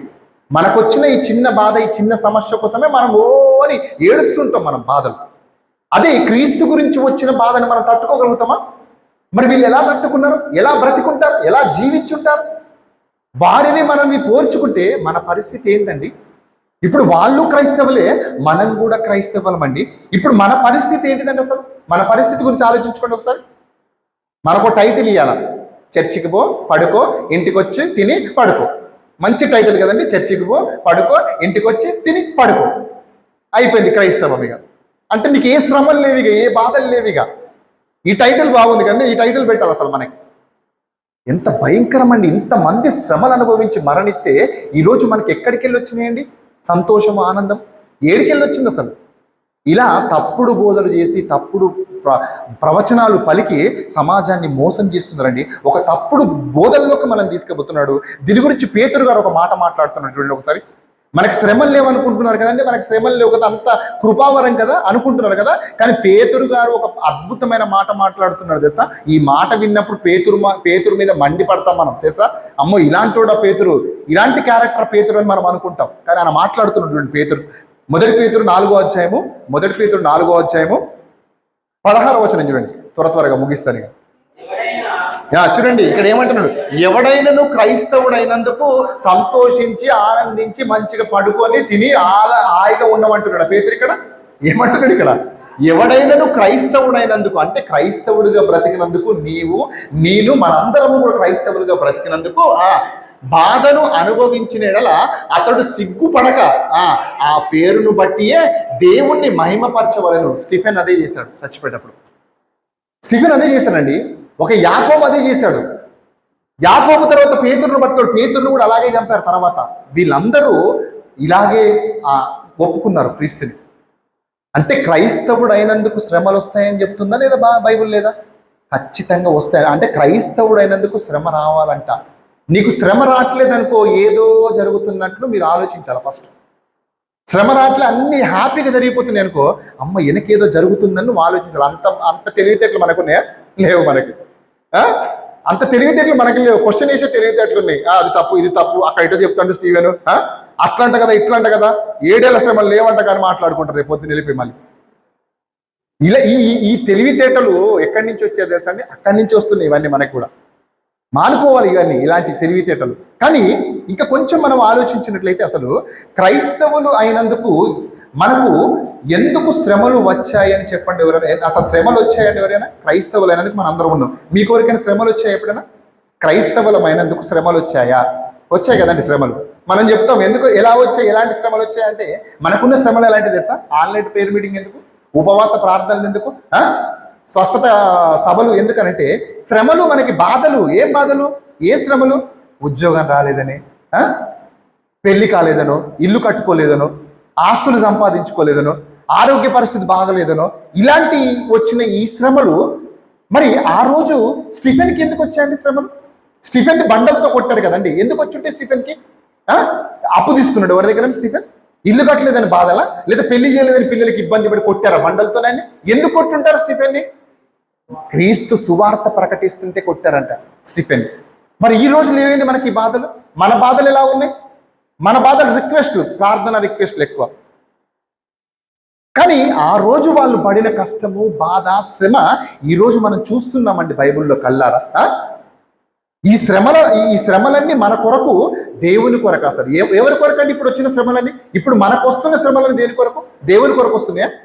ఎవరికైనా దేవుని కొరకు వచ్చాయా శ్రమలు? చెప్పండి ఒక్కరు లేసి. ఇదిగోండి నేను క్రీస్తుని నమ్ముకున్నందుకు నాకు శ్రమలు వచ్చినాయండి, భయంకరమైన శ్రమలు పడ్డాను ఈ సువార్త పనిలో. దేవుని కొరకు ఒకరిని ఆత్మ రక్షించడానికి నానా కష్టాలు, నానా బాధలు పడుతున్నాను అని ఏ రోజైనా బాధపడ్డారా మీరు ఎవరైనా క్రైస్తవులుగా? లేదు. మనకు వచ్చే శ్రమలని చిన్నయండి. ఈ చిన్న శ్రమలకి మనం ఎలా అయిపోతున్నామండి? ఒక యాకోబుని చంపింది. ఎందుకు వచ్చే యాకోబుకి శ్రమలు? కత్తితో నరకబడ్డాడంటే. ఎందుకు చంపారు కత్తితోని? దగ్గర నువ్వు డబ్బులు ఎట్లా అందుకే చంపుతున్నారా? అప్పు చేశాడని చంపారా? పెళ్లి చేయలేదని చంపారా? లేదా ఆస్తుల కోసం ఇల్లులు కట్టుకోలేసని చంపారా? అందరూ చనిపోయారంటండి. వీళ్ళు చనిపోయిన వారందరూ కూడా క్రీస్తు సువార్త ప్రకటిస్తుంటే చంపబడ్డారంట. క్రైస్తవుడైనందుకు శ్రమ అనుభవించక తప్పదు అంటున్నాడు అనమాట. క్రైస్తవులుగా బ్రతుకుతున్న మనకు ఇప్పుడు వస్తున్న శ్రమలకి మనం ఇంత బాధపడుతున్నామే, మనకు వచ్చిన కష్టాలకి ఇంత మనము దిగమెందుకో లేకపోతున్నామే. ఇక క్రీస్తు కొరకు శ్రమలు వస్తే మనం నిలబడగలుగుతామా? వామ్మో, పారిపోతాం అనమాట. యూదేయుల వాళ్ళు ఎలా పారిపోయినప్పుడు అలా పారిపోతాం మనం క్రీస్తు గురించి శ్రమలు వస్తే. క్రీస్తు గురించి శ్రమలు రావాలంట. నీకు శ్రమలు రాకపోయిందనుకో, నీకు కష్టాలు రాకపోయిందనుకో, అక్కడ నీకు ప్లేస్ లేదు తెలుసా? ఆ విషయం మీకు తెలుసా? శ్రమల నుంచి పోయిన వాళ్ళంట వాళ్ళంతా. ఎక్కడ 7వ అధ్యాయంలో మంది చదువుతుంది ప్రకటన గ్రంథం. వాళ్ళందరూ ఎక్కడి నుంచి పోయినట్ట? గొర్రెపిల్ల రక్తములో కడుగుకొని తెలుపు చేసుకున్న వారు వీళ్ళంతా ఎవరు? బాప్తిసం తీసుకొని యేసుక్రీస్తులో బ్రతికి యేసుక్రీస్తు కొరకు మరణించి కష్టాలు శ్రమలు పడి అక్కడికి వెళ్ళిపోయారంట. ఇప్పుడు అక్కడికి వెళ్ళిపోవాలంటే మనం కూడా శ్రమలతోని, కష్టాలతోని, బాధలతోని వెళ్తేనే ఆ ప్లేస్కి వెళ్తాం. లేదు నాకు శ్రమలు వద్దు, మాకు సంతోషం కావాలి, మాకు సుఖం కావాలి, మాకు ఆనందం కావాలి, ఇక్కడే మేము ఉంటామని అంటే మాత్రం మనం అక్కడికి వెళ్ళిపోతాం ధనవంతుడి దగ్గరికి. ఇది దేవుడు పెట్టిన ఒక చట్టం అన్నమాట. ఓకేనా? ఇప్పుడు దేవుడు మాటలు ప్రకటిస్తుంటే చంపబడ్డారు అని అంటున్నారు అన్నమాట. పేతురు వీళ్ళందరూ చంపబడ్డారు. ఓకేనా? ఇంకా కొంచెం మనము ఎవరు చంపబడ్డారు, ఎలా చంపబడ్డారు, వీళ్ళందరూ ఏ విధంగా చంపబడ్డారు, వీళ్ళు ఎందుకు చంపబడ్డారు ఒక్క వచనం మనం చూస్తే ప్రకటన గ్రంథం 6వ అధ్యాయం చూడండి. ఎందుకు చంపబడ్డారో చెప్తున్నారు వీళ్ళందరూ, పరదేశకు వెళ్ళిన వాళ్ళందరూ. ఎందుకు చంపబడ్డారో చూపిస్తున్నారు చూడండి. ప్రకటన గ్రంథం 6వ అధ్యాయము 9వ వచనం చూడండి ఒకసారి. చూడండి, ఆయన 5వ ముద్రను విప్పినప్పుడు చూడండి, దేవుని వాక్యము నిమిత్తమును తామిచ్చిన సాక్ష్యము నిమిత్తమును అంటున్నాడండి. దేవుని వాక్యము నిమిత్తమును తామిచ్చిన సాక్ష్యము నిమిత్తమును వధింపబడిన వారి ఆత్మలను బలిపీఠము కింద చూచితిని అంట. అంటే దేవుని కొరకు నువ్వు సాక్ష్యం చెప్తే నేను చంపేస్తారని అక్కడ చెప్తున్నారు ప్రకటన గ్రంథంలో. ఓకేనా? ఇప్పుడు మరి ఈరోజు సాక్ష్యాలు చెప్పేట వాళ్ళందరూ ఎందుకు చంపట్లేరు? చర్చిలలో సాక్ష్యాలు చెప్తున్నాం కానీ మనం దేని కొరకు చెప్తున్న సాక్ష్యాలు చెప్పండి. మా ఇంట్లో కోడికి ప్రార్థన చేసింది మా అయ్యగారు, నిన్న ప్రార్థన చేసిండు, ఇవాళ గుడ్లు పెట్టేసింది, ఇక్కడ చెప్తాడు. మా గేదె మన పాలు ఇవ్వట్లేదు. ఓకేనా? అయ్యగారు వచ్చి ప్రార్థన చేసిండు, గడ్డి పెట్టినా అంతే, తెల్లారి బకెట్ పాలు ఇచ్చేసింది, అది సాక్ష్యం చెప్తుంటాడు ఇక్కడ. కానీ ఇక్కడ ప్రకటన గ్రంథం 6వ అధ్యాయం 9వ వచనంలో బలిపీఠం కింద మరణించిన వాళ్ళు వీళ్ళు ఏం సాక్ష్యం ఇస్తున్నారంట? క్రీస్తు కొరకు. ఏం చెప్తున్నారు ఇక్కడ? ఆయన 5వ ముద్రను విప్పినప్పుడు దేవుని వాక్యము నిమిత్తమును తామిచ్చిన సాక్ష్యము నిమిత్తమును వధింపబడిన వారి ఆత్మలు బలిపీఠము కింద చూచితిని, వారు నాదా సత్యస్వరూపి పరిశుద్ధుడా ఎందాక తీర్పు తీర్చకయు అంటున్నారంట. ఇంకా ఎన్ని రోజులు వెయిట్ చేస్తావు? ఎన్ని రోజులు ఆగుతావు? ఇంకా చంపే అందరిని మేము వెయిట్ చేయలేకపోతున్నాం, ఇక్కడ మమ్మల్ని తీసుకెళ్ళిపోతుందరుగా పరలోకానికని వాళ్ళు గోడు పెడుతున్నారంట అక్కడ ఉండి. కాబట్టి మరి వాక్యం కోసం చచ్చిపోయారండి వాళ్ళందరూ. శ్రమల పాలయ్యేలారన్నమాట. కష్టాలతోని బాధలతోని మహాశ్రమలు అనుభవించారంట అండి భూమి మీద. 7 సంవత్సరాలు కాదు, 70, 80, 90 సంవత్సరాల శ్రమలు అనుభవించారు. అబ్రహాం ఎన్ని ఏళ్ళు బతికాడండి? 900. వాళ్ళు ఎన్ని సంవత్సరాలు శ్రమలు అనుభవించి అక్కడికి వెళ్ళారంట. అబ్రహాం రొమ్మును ఆడుకోవడానికి అందరు వెళ్ళిపోయారు. 7 ఏళ్ల శ్రమలంట. అసలు 7 ఏళ్ల శ్రమలు ఉన్నాయండి బైబిల్లో? ఒక్క వచనం చూపించండి ఇక్కడ. ఇలా అల్లుకుపోయింది ఈరోజు క్రైస్తవం దేశం. ఇప్పుడు వీళ్ళు అక్కడికి వెళ్ళిపోయిన వీళ్ళందరూ కూడా శ్రమల పాలై వెళ్ళిపోయారంట, కష్టాల పాలై వెళ్ళిపోయారంట. కానీ మనకు లేవేంటండి ఈరోజు క్రైస్తవులకు శ్రమలు? మనకు శ్రమలు వద్దు కదండి. అదే మన ఒక బోధకుడు మీరు మందిరానికి వెళ్ళినప్పుడు ఈ బోధ చేసిందనుకో ఉంటారా, వస్తారా? నెక్స్ట్ వీక్ చూడండి ఎంతమంది ఉంటారు ఇక్కడ ఈ టాపిక్ విన్న తర్వాత. అమ్మ మాకెందుకండి ఈ బాధలు, ఈ కష్టాలు? క్రైస్తవుడిని నమ్ముకుంటే మంచిగా ఆనందంగా సంతోషంగా ఉంటుందని మీ క్రైస్తవంలోకి పోతే ఇదో కొత్త బోధ చెప్తున్నాడు. శ్రమలు అంటున్నావు, కష్టాలు అంటున్నావు, బాధలు అంటున్నావు. ఈ బాధలు ఈ శ్రమలు మేము పడలేమనుకుంటున్నారా? అక్కడ ఉండరు మీరు. ఇది వాస్తవం, ఇది బైబిల్ చెప్తున్న అక్షర సత్యం. మీరు నమ్మినా నమ్మకపోయినా ఇదే జరుగుతుంది రేపు పొద్దున మనం మరణించిన తర్వాత. తెలుసా? తప్పించుకునే అవకాశం ఎట్టి పరిస్థితులు లేదండి. తెలుసా? ఎట్టి పరిస్థితులు లేదండి. మన గురించి మనం చెప్పుకునేది సాక్ష్యం కాదు తెలుసా అండి. మన గురించి మనం చెప్పుకునే సాక్ష్యం కాదు, సెల్ఫ్ డబ్బా అంటారు దాన్ని. మన గురించి ఇంకొకరు చెప్పాలా, అది సాక్ష్యం. అయింది సాక్ష్యం అంటే అది. మన గురించి మనం చెప్పుకున్నది కాదు, మన గురించి ఇంకొకరు చెప్తే అది సాక్ష్యం అండి. యేసుక్రీస్తు గురించి వీళ్ళందరూ సాక్ష్యం చెప్పారు. సాక్ష్యం చెప్పిన వీరిని హతం చేశారంటే భయంకరంగా చంపారంట సాక్ష్యం చెప్పినందుకు వాళ్ళందరినీ. ఈరోజు సమాజంలోకి పోయి ఎవరైనా వాక్యం చెప్పే వాళ్ళు ఉన్నారండి? అసలు దేవుని కొరకు ఆలోచించే వాళ్ళు ఎవరు ఉన్నారా? తండ్రి పనిని చేయాలని ఒక సంకల్పం కలిగి బ్రతికే వాళ్ళు ఎవరు ఉన్నారా? ఎవ్వరు లేరండి. ఒక పాట ఎంత బాధపడుతున్నాడు అసలు, నా పిల్లల్ని ఎవరు కాపాడతారు, ఎవరు రక్షిస్తారని. ఇలాంటి తప్పుడు బోధలో మునిగిపోయి నాశనం అయిపోతున్న సమాజాన్ని ఎవరు రక్షించేది? దేవుని బాధలు తెలిసిన వాళ్ళు సమాజంలో మనకు ఎవరు కనపడరు. మన కుటుంబం బాధలు, మన బాధలు, మన బంధువుల బాధలు, ఈ బాధల్లోనే ఈ బంధాల్లోనే మనం బ్రతుకుతున్నాం తప్ప అది దేవుని కొరకు మనం బ్రతకాలి, శ్రమ పడాలి, కష్టం పడాలి అనేది వదిలిపెట్టేశాం. ఇది వదిలిపెట్టబట్టి మనం ఆఖరికి చనిపోయిన తర్వాత ఎక్కడికి చేర్చబడం తెలుసా అండి? ఎక్కడికి చేర్చబడం తెలుసా అండి? భక్తుల దగ్గరికి చేర్చబడం. మన జీవితం ఇలాగే గతించిపోయింది అనుకోండి, మరణించిన తర్వాత ఆ భయంకరమైన నరకానికి వెళ్ళిపోతామండి. ఆ భయంకరమైన ప్లేస్కి మనం వెళ్ళిపోతాము. అక్కడికి వెళ్ళకుండా మనం తప్పించుకొని ఇక్కడికి వెళ్ళాలంటే ఈ భూమి మీద మనం శ్రమల నుంచి కష్టాల నుంచి రావాలంట, క్రీస్తు కొరకు శ్రమ పడాలంట, క్రీస్తు కొరకు బాధపడాలంట. మనం ఉందా అండి ఆ బాధ ఈ రోజులు? ఎవరికైనా? ఎవరికి లేదండి. అసలు మనకి ఎన్ని రోజులు తెలుసా అండి శ్రమలు? చూపిస్తుంది చూడండి. పేతురు రాసిన రెండో పత్రిక, మొదటి పత్రిక చూడండి. ఎన్ని అర్హతలు తెలుసా అంటే పరలోకం పోవాలంటే. ఉట్టిగా ఇచ్చేస్తుంది కాండి అలా పరలోకం ఉట్టిగా ఇచ్చేస్తారండి. దా బాబు దా ఇచ్చేస్తా, నువ్వు వెళ్ళి పడుకొని తినొచ్చి ఇంట్లో పడుకున్నా కదా దానికి పరలోకం ఇచ్చేస్తానంట. ఒక్కసారి ఆలోచించండి, కామన్గా మీరు ఆలోచించండి. మన కళ్ళ ముందు భక్తులు ఇంతమంది మరణించి వెళ్ళిపోతే మనకి పరలోకం ఇస్తాడండి? ఏ కష్టం ఏ బాధ నీకు ఉట్టిగా ఇచ్చేదండి పరలోకం? భూమి మీద ఈ 60-70 ఏళ్ళ సంవత్సరానికి ఒక చిన్న జాబ్ ఇయ్యరు ఎవరు తెలుసు మనకి? రోజుకి 500 ఇచ్చే జీతం పని ఇయ్యరే మనకు ఎవరికి? అలాంటిది పరలోకం ఎలా ఇస్తాడు అనుకుంటున్నాం మన దేవుడు? అది ఉట్టిగా దక్కేది అనుకుంటున్నా, పుణ్యానికి వచ్చేది అనుకుంటున్నా పరలోకం? ఎంతో ఎంతో టాలెంట్ కావాలి, దానికి ఎంతో శ్రమ పడాలి మన జీవితంలో. చూడండి, పేతురు గారు చెప్తున్నారు 4వ అధ్యాయము 12వ వచనం. మొదటి పేతురు 4వ అధ్యాయము 12వ వచనం. ప్రియులారా, చూడండి, మిమ్మును శోధించుటకు మీకు కలుగుచున్న అగ్ని వంటి మహాశ్రమను గూర్చి మీకేదో వింత సంభవించినట్లు ఆశ్చర్యపడకండి అంటారు. కానీ మనం కొంచెం ఏదైనా శ్రమ వచ్చిందనుకో దేవుడి విషయంలో అసలు ఇక మనం తట్టుకోలేమన్నమాట. ఇక పొగిడేస్తూ ఉంటారు, మనకు చెప్పేస్తూ ఉండాలి ఘోరంగా. అసలు నేను అది చేసేస్తాను, ఇది చేసేస్తాను, చర్చికి అది కొనిచ్చాను, ఇది కొనిచ్చాను, కష్టపడిపోయాను అంటూ ఉంటారు మనం. కానీ ఇక్కడ ఏమంటున్నాడు? ఇక్కడ ఇంతట్లే, ప్రియులారా, మిమ్మల్ని శోధించుటకు మీకు కలుగుచున్న అగ్ని వంటి మహాశ్రమల గురించి మీకేదో ఒక వింత సంభవించినట్లు ఆశ్చర్యపడకండి. క్రీస్తు మహిమ బయలుపరచబడినప్పుడు మీరు మహా ఆనందంతో సంతోషించు నిమిత్తము క్రీస్తు శ్రమలో మీరు పారివారై ఉన్నంతగా సంతోషించుడి అంటున్నాడండి. చూసారా ఎంత క్లారిటీగా ఉందండి వచనం? విడదీసినట్టు లేదా, అట్టగా ఇచ్చినట్టు లేదా వలసి? అంటే క్రీస్తులో మనము ఎప్పుడైతే మనం దిగామో అప్పుడు క్రీస్తుని పోలి నడుచుకోవాలి. మొదటి వచనం చూడండి ఏం చెప్తున్నారు అదే అధ్యాయంలో. మొదటి వచనం, క్రీస్తు శరీరమందు శ్రమ పడేను కనుక అంటున్నాడు. అంటే క్రీస్తు శరీరమందు ఏం పడేడట? శ్రమ పడేను కనుక మీరును అట్టి మనస్సును ఆయుధంగా ధరించుకొని అంటున్నాడు. అంటే ఇది హ్యాపీ న్యూ ఇయర్, అంటే న్యూ ఇయర్ ఫస్ట్ రోజు కొత్త సంవత్సరంలో ఆ వాగ్దానాలు ఈ వచనం పెడితే ఎట్లుంటుందండి? ఆలోచించండి ఒకసారి కదా, భలే ఉంటుంది కదా. ఏమంటున్నాడండి? క్రీస్తు శరీరమందు శ్రమపడెను కనుక మీరును అట్టి మనసును ఆయుధంగా ధరించుకొనుడి అంటున్నాడు. చూసారా? అంటే యేసుక్రీస్తుని ధరించుకున్న మనం, యేసుక్రీస్తులో బాప్తిసం తీసుకున్న మనము అలాంటి శ్రమల నుంచి మనం వెళ్ళాలంట.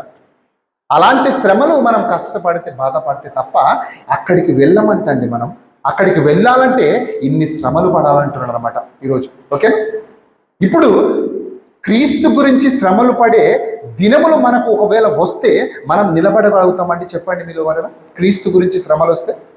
రేపటి నుంచి నాతో సువార్తకు నడవండి మీరు అందరూ, సాయంత్రం 5 గంటల నుంచి 9 గంటల నుంచి అందరూ వస్తారా? అమ్మో, 1 గంట వచ్చి వాక్యం వినడానికే కూర్చోడానికే మనకు అసలు ఎక్కడ మనం ఆగం భూమి మీద. 100 సార్లు మెసేజ్లు పెట్టాలా, ఫోన్లు చేయాలా, రాండి అని బతులాడుతూ ఉంటే ఇక క్రీస్తు కొరకు శ్రమలు వస్తే మనం ఎక్కడ నిలబడగలుగుతామా? నిలబడి వాక్యం వినడానికే మనకి సమయం లేదు.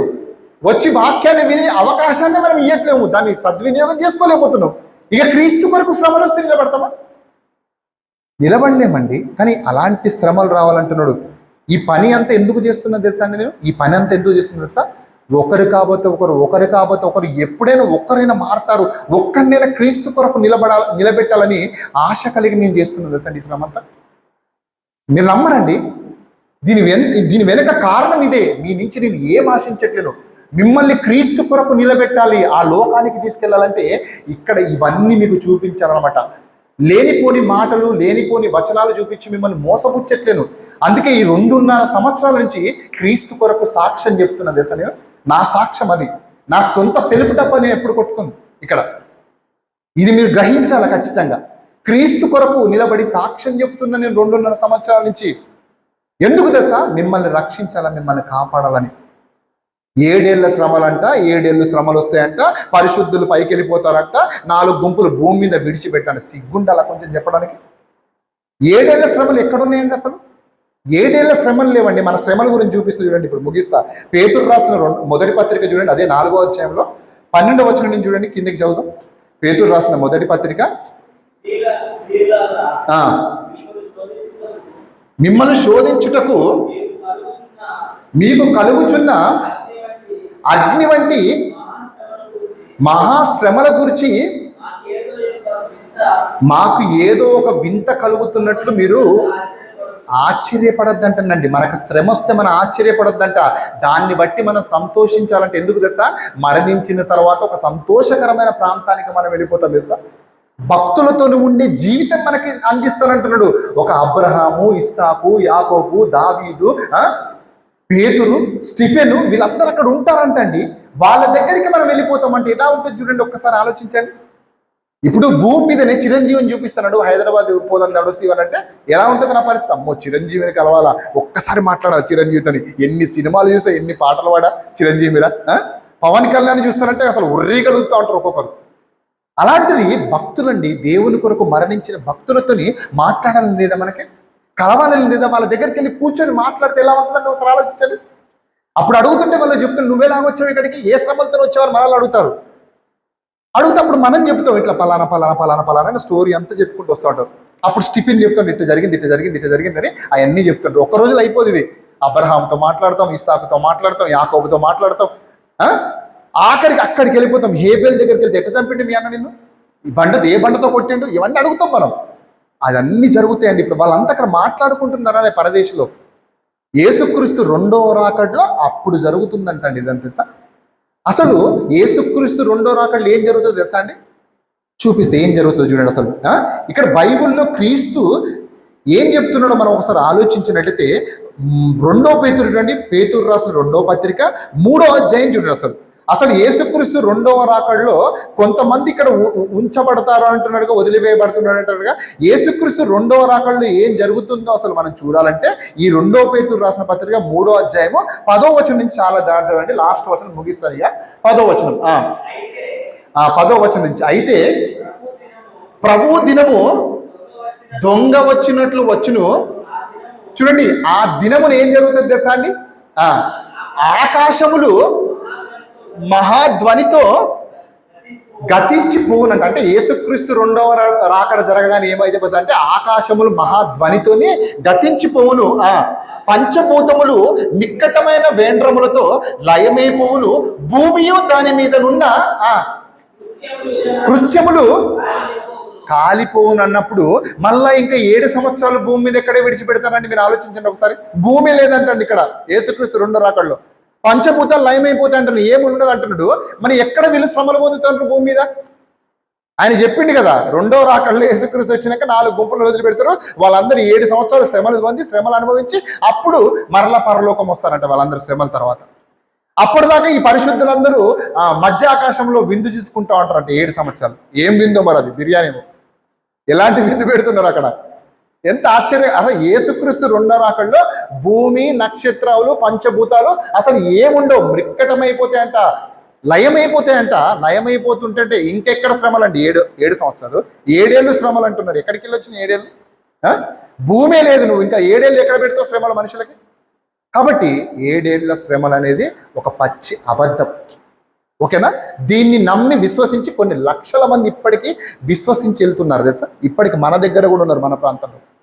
చెప్తే నమ్మరు వాళ్ళు, ఎందుకంటే ఒక బోధలో ఉండిపోయారు కదా. వాళ్ళు చెప్పిన సత్యాన్ని నమ్మి అది వాస్తవం అనుకుంటున్నారు. కింద చదవండి ఏమంటున్నారు? ఇవన్నీ ఇట్లు లయమైపోవును కనుక ఆకాశములు రవులుకొని లయమైపోవునట్టు, పంచభూతములు మహావేంద్రములతో కరిగిపోవునట్టు, దేవుని దినము రాకడ కొరకు కనిపెట్టుచు దానిని ఆశతో అపేక్షించుచు మీరు పరిశుద్ధమైన ప్రవర్తనతో అంటున్నాడు. మీరు ఎలా ఉండాలంట? పరిశుద్ధమైన ప్రవర్తన మీలో ఉండాలంట. అది గుర్తుపెట్టుకోండి. ఫస్ట్ మనలో పరిశుద్ధమైన ప్రవర్తన ఖచ్చితంగా ఉండాలంట. పరిశుద్ధమైన ప్రవర్తనతోనూ భక్తితోనూ ఎంతో జాగ్రత్త గలవారే ఉండవలెను అంటున్నాడు అనమాట. అంటే మనలో జాగ్రత్త లేకపోయిందనుకో అవుట్. ఇక మనం యేసుక్రీస్తు రెండవ రాకడలో మీలో ఎవరిలో కూడా జాగ్రత్త లేకుండా బ్రతికిందనుకోండి, మనం అయిపోయినట్లే. మనకు అన్ని విషయాల్లో జాగ్రత్త తెలుసు, నేను చెప్ప అవసరం లేదు. ఓకేనా? 100 రూపాయలు షర్టు కొనుక్కుంటేనే 100 సార్లు చూస్తాం గుండీలు, కాజాలు ఎట్లున్నాయని దాన్ని. ఓకేనా? అంత జాగ్రత్తగా ప్రతి ఒక్క వస్తువుని కొనుక్కుంటాం. షాప్లో పోతే 100 చీరలు తీపిస్తాం ఒక్క చీర కొనడానికి.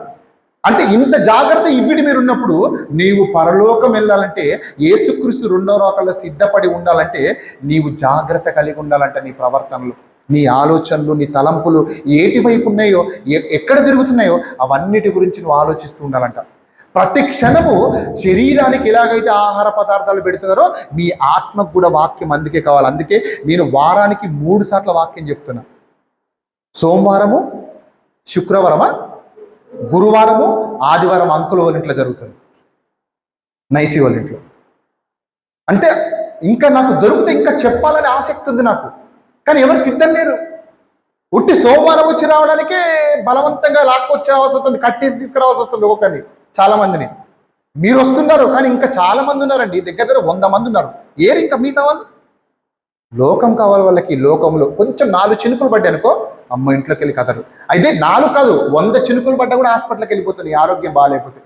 డాక్టర్ 9 గంటలకి అపాయింట్మెంట్ ఇచ్చిందంటే 10 దాకా అక్కడ కూర్చుంటావు, అవసరమైతే 11 దాకా కూర్చుంటావు. కానీ ఇక్కడ ఒక పావు గంట, అరగంట ఎక్కువసేపు వాక్యం చెప్తే నచ్చదు.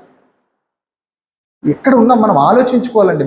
మనము చనిపోతే ఏమైపోతాం మనం తెలియని జీవితం ఇది. ఇంతలో కనబడి అంతలో మాయమైపోయే ఆవిరి వంటి జీవితము. ఈ జీవితములు ఎలా బ్రతకాలండి? మనం ఎంత జాగ్రత్తగా కాపాడుకోవాలి దీన్ని. కాబట్టి ఆలోచించండి, మంచి నిర్ణయాలు తీసుకోండి, మంచి ప్రవర్తనలతో బ్రతకండి. రానున్న రోజుల్లో ఇంకా ఎంతో మందిని కాపాడడానికి ప్రయత్నిస్తారు. నాతో అందుకే చేయి కలపండి అంటున్నా, నాతోనే కష్టపడండి. ఇంకా ఎన్నో కార్యక్రమాలు ఇలాంటివి చేద్దాం మన అందరం కలిసి. ఎందుకని ఇన్ని లక్షలు పెట్టి కట్టించాను? మీకోసమే అండి. మీరు వచ్చి వింటారని ప్రతి వారం 6:30కి ఎక్కి కూర్చుంటే ఇక్కడ నేను అన్ని సిద్ధపరచుకోవడానికి, ఈ సబ్జెక్ట్ నేర్చుకోవడానికి 3 గంటలకు నిద్రపోతాను రోజు నైట్. నేను నిన్న నైట్ 4 గంటలకు నిద్రపోయాను. జస్ట్ దేనికోసం నాకేమైనా వస్తుందా? ఏమైనా ఇచ్చేస్తారా? 10,000 ఇచ్చిపోతారు ఇప్పుడు మీరు ఇంటికి వెళ్ళేటప్పుడు? ఒక 1,000 ఇచ్చిపోతారా మీరు ఇంటికి? డబ్బు కోసం కాదండి నేను చేసేది, ఆత్మలను కాపాడాలా. మీరు మరణించిన తర్వాత మీ ఆత్మలను రక్షించుకోవాలా. విని విడిచిపెట్టే వారిగా ఉండొద్దు మీరు. అసలు విన్న వాక్యం మీ బ్రెయిన్లో నిలబడిపోవాలా, అలా ఉండిపోవాలా. అలా ఉంటేనే ఆత్మ కాపాడబడుతుందంట, లేకపోతే రక్షించబడలేమంట. మనం చూడండి, ఆఖరికి చూపిస్తాం. మత్తయి సువార్త 24వ అధ్యాయము 13వ వచనం చూడండి. ఆ పాట రెడీ చేసుకున్న తర్వాత 24వ అధ్యాయము 13వ వచనం.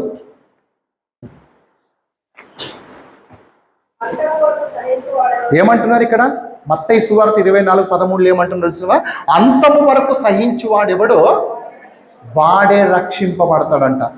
అంతం వరకు అంటే నువ్వు చచ్చిపోయేంత వరకు నువ్వు ఎలా ఉండాలంట తెలుసా?